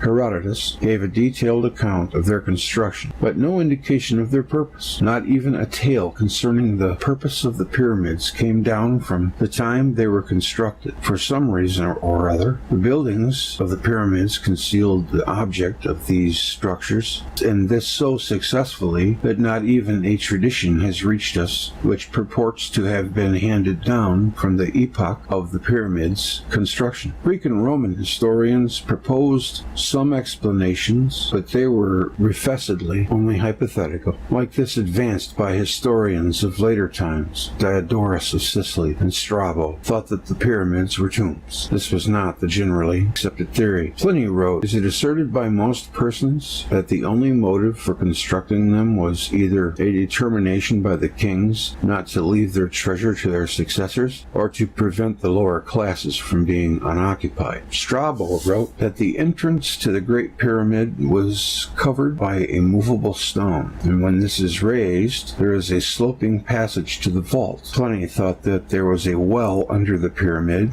communicating with the Nile, when the Great Pyramid was entered by Caliph al-Mamun in the 9th century, making the first breakthrough the masonry of the pyramid since its original closing. He found there no mummy or bones. The entrance, high over the plain of Giza, was concealed. From the entrance, a corridor leads downwards and then divides itself in two. One route leads into the rock under the pyramid, where a little unfinished grotto chamber is found. The ascending passage leads to the great gallery, or the larger section of the ascending passage with steeply mounting floor, and to two chambers. One carries the name King's Chamber, the upper of the two, the other of the Queen's Chamber. These names are given by the archaeologists. The pyramid itself bears no inscription, except of the name Khufu, Cheops, painted by the quarry workers on a slab of the ceiling of the king's chamber, not visible to a visitor to the chamber. Caliph al-Mamun found in the king's chamber a stone box, not a regular sarcophagus, but a rude unfinished, without a lid and without an inscription. He also found no trace whatever of burial, offerings, pottery, etc. One can presume the chamber to have been empty, but for the sarcophagus itself. King Khufu was not buried in the pyramid. He built a cemetery next to it, and there he entombed his mother and his 4 queens. His sons and his daughters were also buried there. The tomb of his mother was found undisturbed, well concealed. Such care and concealment by Khufu of his mother's tomb would suggest that his own tomb will scarcely jump to the eye. Khufu concealed very carefully his own place of burial. That there was a problem connected with Khufu's burial was known in later Egyptian times, and the question was put into writings as to who knew the places of burial of Amenhotep, Seneferu, and Khufu. As though it were an oft-repeated query, it shows that the Egyptians did not think of pyramids as tombs. It is possible that Khufu's sarcophagus will be found in the royal cemetery which he built and where he concealed the tombs of his beloved ones. But whatever it may be, the Great Pyramid was built for some other purpose than internment. As the purpose for which the pyramids were built is by no means established, various other uses have been suggested in the 6th century. Before the Great Pyramid was entered, Gregory of Tours, 540 to 594, great name, thought the pyramids were granaries, built by the biblical Joseph, in which he kept the harvests of the fat years. Others, in modern times, thought they were built as defenses against the sands of the great desert, and many thought that they were built to serve as astronomical observatories. If they were built for astronomical purposes only, why were they built in groups, when an unobtruded horizon requires a single elevation? And why were smaller periods built next to the large ones in space and after them in time? If they were granaries, why is the space so small inside such large constructions? But if the pyramids were intended as tombs, why were the kings who built them not entombed in them? And why was it that the kings of the great dynasties in later times who built the imposing temples and palaces of Thebes and Memphis did not care to build pyramid tombs for themselves? Some even suppose that the kings who built them did not know their purpose, which is a rather strange solution. Cheops did not intend the Great Pyramid to serve as a tomb, nor indeed, if we are to believe the reasonable deductions which are based upon historical accounts, did he, Cheops, or his Egyptian subjects know what purpose this immense edifice was intended to serve, wrote an author. To which another author remarked, "We can picture Khufu and his officials meeting with furrowed brows, and the king saying to them, 'What on earth am I building this thing for?' As a rational purpose was not discovered, a mystical one was suggested. A great effort was made by several inquirers to find geometrical laws symbolized or perpetuated by the pyramids. The ancient Egyptians were suspected of knowing some secrets of nature, and of incorporating them into the geometrical structure of the pyramids. Even the distance from Earth to the Sun was shown to be a clear multiple of the so-called pyramid inch. Also, future events, and strangely enough, concerning mainly the British Commonwealth of the Victorian and post-Victorian days, were found predicted by the geometrical figures of the pyramids. Each new generation had its own pyramid maniacs. And now, the desperation of the rational school of scholars to discover the end for which the pyramids, the greatest structures of antiquity, were built is expressed by Petrie. It is almost useless to speculate about their purpose. I shall here join the list of those who tried to solve the mystery of the pyramids and point to a purpose which, as far as I know, was never discussed, but which seems to me to be the true one. After the great catastrophes of the early ages, the kings of Egypt, conscious of the possibility of their repetition, erected the pyramids as huge shelters for themselves and the most important persons of their household. Pyramids as shelters have large bases and enormously thick walls to protect the chambers inside from hurricanes, avalanches of meteorites, or brimstone, poisonous gases, and inundation. Pyramidal form is statically the strongest possible structure for opposing a vertically directed impact from above meteorites, as well as lateral pressure of floods and hurricanes. The entrance is situated not on the level of ground, but high above it. The water of a flood 40 feet high would not penetrate the pyramid of Cheops. But if the water were to rise as high as the entrance and force the door, it would not reach the chambers, which were situated at a higher level. The outer surface of the pyramid was covered with smooth stones and was not in steps, as it has been since the stone facade was removed and used for other purposes during later ages. This smooth surface was the best protection against a shower of bolides and served also to protect against the penetration of water. The entrance door was a swivel construction. 2 narrow channels inclined 31 degrees northern and 45 degrees southern to the horizon served for passage of air to the king's chamber. They could be closed off at their lower end. No large bolide could enter these channels. They were also placed in such a manner that from the inside of the pyramid 2 standard points of the sky could be observed. But if the pyramids were tombs, no observation of the sky would take place there. And if they were observatories, 2 small fixed openings would enable the observer to see only very limited squares of 2 sides of the sky. But by observing 2 points of the sky, one could judge meteorological conditions on the outside, and also, in the case of a clear sky, whether the 4 directions remained unchanged. 2 other narrow channels similar to the first ones connect the lower chamber, the Queen's Chamber, of the Great Pyramid with the outside, but the last 5 inches of these channels were not open, and a stone plate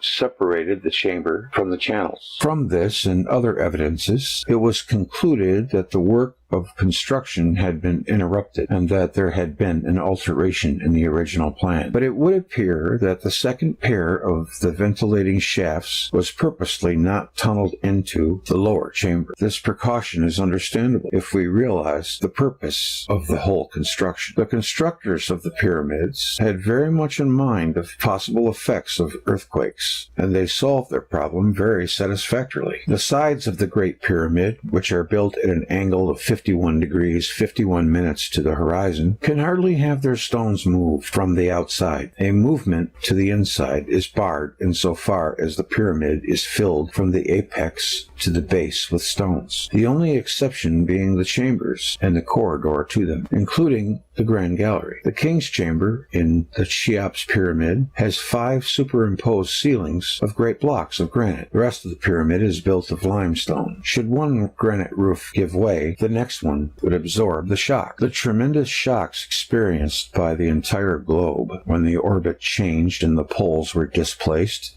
in the cataclysms subsequent to building of the pyramids did not ruin the pyramids, though the granite roof blocks over the chambers show the results of enormous twisting. They did not collapse. Also, the channels leading to the chambers and the narrower ones directed toward the sky are not obtruded. Earthquakes, like the one in the 1st century, during which 30,000 people perished in Egypt, could do no harm to the pyramids. The real secret of the pyramids was this stability against earthquakes. No other edifice of the Old or Middle Kingdom escaped destruction. The huge Sphinx, close to the pyramids of Giza, is a likeness of Harmachis, a form of Horus, that is, the planet god Jupiter. His figure in front of the pyramids must have served as a charm against any harm he might feel inclined to do to the refugees inside. Did the pyramids serve well the purpose they were built for? The pyramid age belongs to the Old Kingdom. During the Middle Kingdom, only a few very insignificant pyramids were erected. Already the cataclysm which terminated the Old Kingdom proved that the pyramids, though responding to many of the tasks of a shelter, were inadequate in some respect. The catastrophe during which the Israelites left Egypt was the same which ended the Middle Kingdom. In the inscription on the shrine from El Arish, we do not find that the royal family went to seek refuge outside the palace. Nobody left the palace during the 9 days of the tempest. Also, the biblical story tells of casualties in the family of the king and his palace when the earth was convulsed and the houses were smitten. Apparently, at that time, the futility of the shelters had become known. This implies that during the cataclysm, which put an end to the Old Kingdom, pyramids were recognized as potential fatal traps. The pyramids were not sufficiently protected against electrical discharges. Lightning is attracted by the vertex of the pyramid. The builders of the pyramids knew, of course, the fact that tall buildings attract lightning. They must have also known that lightning is abundant in the storms that accompany and follow cataclysms. It seems to me that the ancient way to protect a building from lightning must have been by building thick walls and erecting pillars around the buildings. Electrical currents travel the periphery of a cable. The enormously thick walls protect the inner chambers from electrical discharges, but this protection could be proven as sufficient only during ordinary thunderstorms. When at the close of the Old Kingdom, interplanetary contacts caused tremendous discharges. Some of the pyramids became electrocuting chambers. The field of saltpeter, potassium nitrate, close to the pyramids, show where the bolts fell. Some of the pyramids drew to themselves ramifications of the great bolt.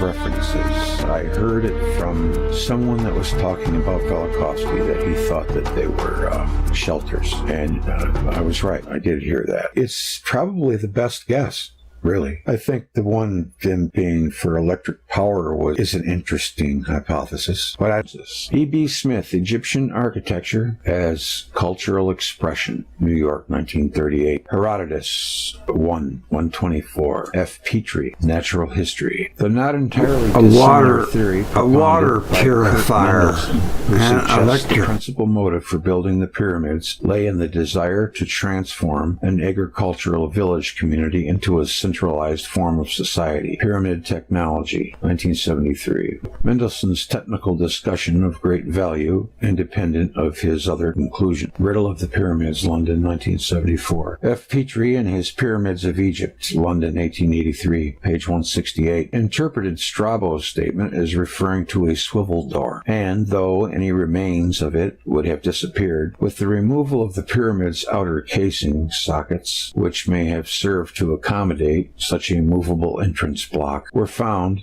at both the Bent Pyramid and at the Pyramid of Midim. The discussion by Edwards in The Pyramids of Egypt, page 130, for an attempt at a reconstruction of the swivel door. P. Tompkins. Secrets of the Great Pyramid, New York, 1971. The outer casing of the Great Pyramid, long since removed, apparently did bear an inscription, still visible in Herodotus' time. Herodotus' report of its meaning, however, indicates that he was deliberately misled by his guides. In Wheeler, Pyramids and Their Purpose, Antiquity, 9, 1935. There's a lot of authors here. A lot of references on this one. The Great Pyramid, Its Spiritual Symbolism, Glasgow, 1924. Piazzi Smythe, the Royal Astronomer of Scotland, calculated the perimeter of the Great Pyramid as equal to 36,562 pyramid inches. I haven't heard of a pyramid inch before.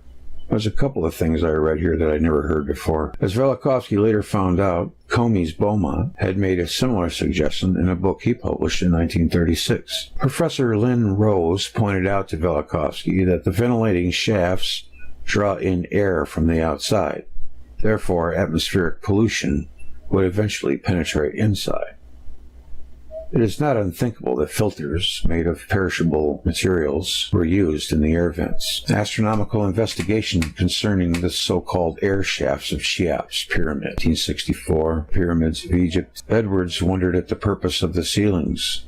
Whether such extreme precautions were required by the character of the building may be debatable. They have, however, been justified by subsequent events. Earthquakes have been extremely severe and wrenching, as all the deep beams of granite over the King's Chamber in the Great Pyramid are snapped through at the south end, or else dragged out in the upper chambers. The whole roof hangs now by merely catching contact. F. Petrie, Egyptian Architecture, London, 1938. So at least it was regarded by Thutmose IV of the 18th dynasty 1,000 years later. Professor Lynn Rowe suggested to Dr. Velikovsky it was not necessary for the entire charge to have been conducted through the stone. The ventilating shafts contained any water or were wet. The charge could have moved directly into the chambers. And I think there has been evidence in a couple of them that there was an explosion, isn't there? So that's probably exactly what happened. Yeah, that's pretty good.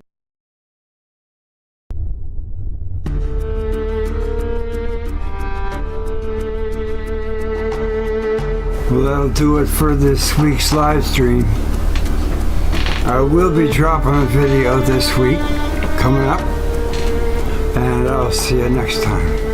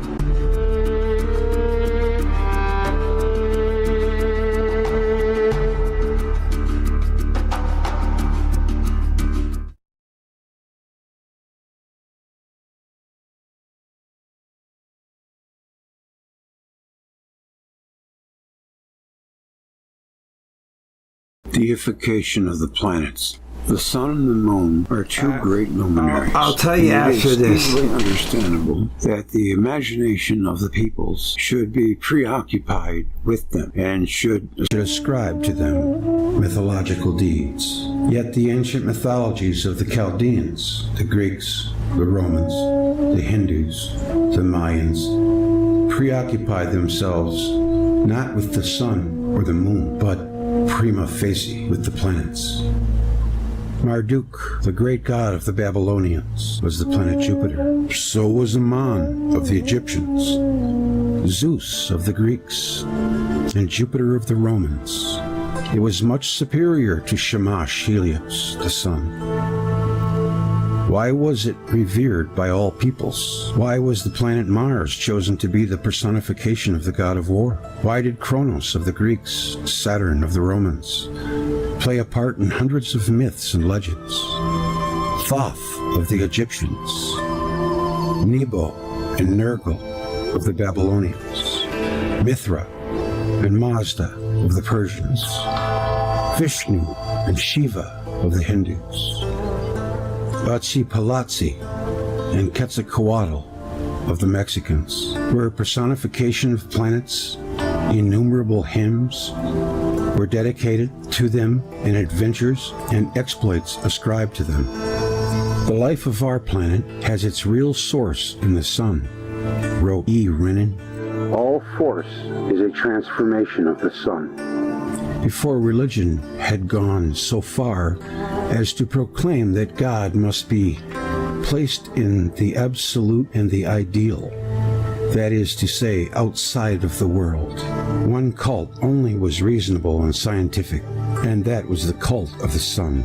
But the sun was subordinate to the planets, even though they are not conspicuous, poor sources of light, and no sources of warmth. The night sky illuminated by stars is majestic. The geometrical figures of the constellations such as Pleiades, Orion, the Great Bear, rolling from east in the evening to west before morning, are favorite motifs in poetry, no less than the sun and the moon. But the discrepancy in the choice of motifs by the ancients becomes still more obvious. The constellations of the sky took only a minor and incidental part in the mythology of the ancient peoples. The planets were the major gods, and they rule the universe. It is not easy to understand the idea, which was the basis for the identification of the Babylonian gods with the planets, writes an author. But the same process of identification of major gods with the planets can be found in the religions of the peoples in all parts of the world. The planets were not affiliated to the gods or symbols of the gods. They were the gods. In prayers and liturgies, they were invoked as gods. The greater gods, even when addressed by the name in prayer, were regarded as astral powers. This or that planet is selected according to the text of the prayer from the multitude of the stars of heaven to receive a gift. The planetary gods are much the most powerful of all. Their positions in the sky, their reciprocal relations, have a decisive influence on all physical and moral phenomena of the world. The great majority of us moderns pay no attention to these points in the night sky, and probably not 1 in 10 or even in 100 is able to point to Jupiter or Mars in the firmament. The planets change their places, but not conspicuously. Were they indebted for their deification to this slow movement by which they differ from the fixed stars? Did Zeus, Jupiter, Marduk, Ammon become the supreme deity, the thunderer and dreadful lord of the universe, only because of his slow movement? He passes in 12 years the cycle of the zodiac, traversed by the sun in 24 hours, and by the moon even quicker. When seen with the naked eye, the planet Jupiter distinguishes itself from the fixed stars of first magnitude only by this slow change of position. Augustine, confused by the problem of the deification of the planets, wrote in the 4th century, "But possibly these stars which have been called by their names are these gods. They call a certain star Mercury, and likewise a certain other star Mars. But among those stars which are called by the name of gods is that one which they call Jupiter, and yet with them Jupiter is the world. There also is that one they call Saturn, and yet they give him no small property beside, namely all seeds. Mercury, the closest to the sun, is barely visible, being hidden in the sun's rays. But the ancients made the planet Mercury into a great god, Hermes or Nebo. Why was it feared and worshipped? What is there generally in the planets to inspire awe, so as to influence people to build temples for them, to sing liturgies, to bring sacrifices, to narrate legends, and to dedicate to them the domain of science, of war, of agriculture?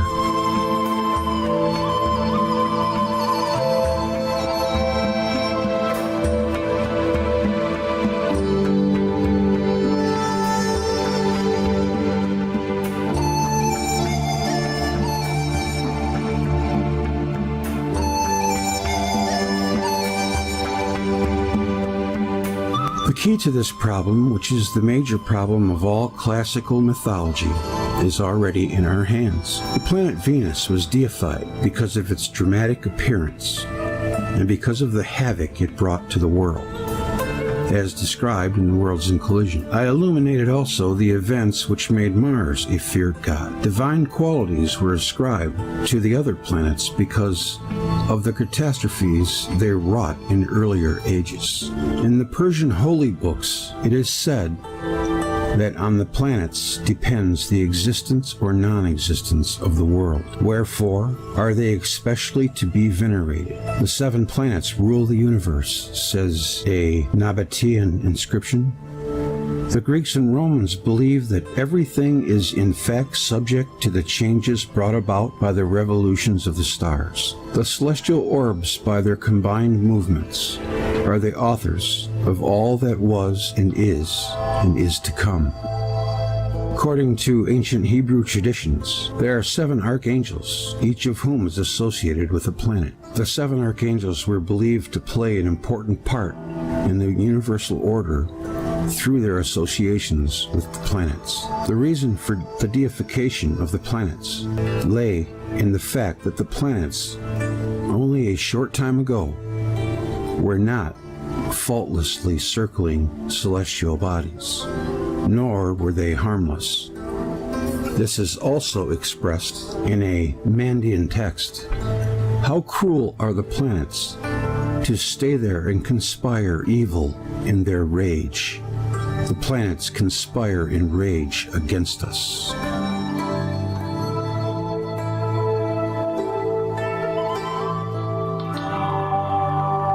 Well, I had to show that, but that is it. I can't hang no more. I'm about to fall asleep on you. So we're going to have to call it right there and save the rest for next time. Just go to see you, say hello and goodbye. Sorry, Polly Girl. We talked about 2 hours ago, Andy and Val and I was in the Great Hall. I'm going to do the same thing next week, so just beware of the start time. Go about an hour and then we chat and then finish the show. Let me guess away. What? No. Well, much love, yes. Definitely, Ray Carr and Polly. We'll get you next time, I promise. John Lama, good to see you. Special K on acid. And Michelle Sanders, good to see you. Thank you for coming. All of you, thank you for coming. It goes without saying. G. Gardelini. Gardarelli. I think it's Gardarelli. G. Gardarelli. Yeah. And that looks like it might be it. Thank you for coming, everyone. I just want to say thank you for joining me. And I guess that's all I can say. Steve Kronos, good to see you. And I did see Shockwave earlier, so that was cool. All right, well, I guess I gotta go. I'll see you soon. I'm sorry I didn't come back Monday, but I was way behind. I couldn't get it done. But I do have a story done. I just have to finish it. I have to edit it. So I'll be dropping a video sometime this week. Coming up. Take care. I love you much. And thank you.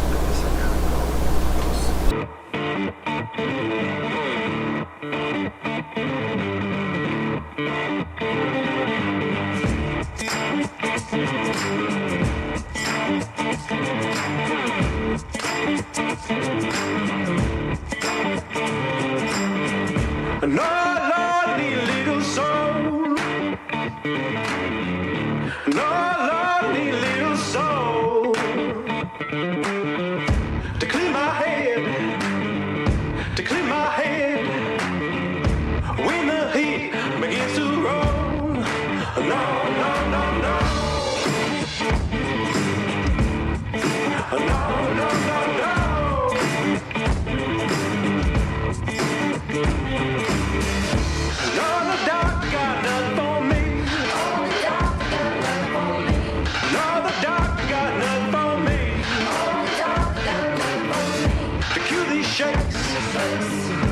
cue these shakes with the heat rising up in me. No, no, no, no. No, no, no, no.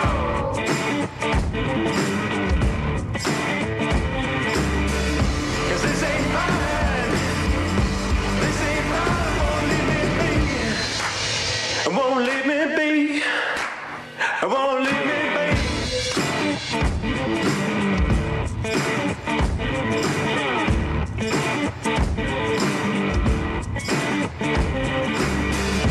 Now I know you got living in you. I know you got living in you. 'Cause I know you got living in you. I know you got living in you. 'Cause you don't move. But you don't move. Unless the heat rising up in you. No, no, no, no. No, no, no, no.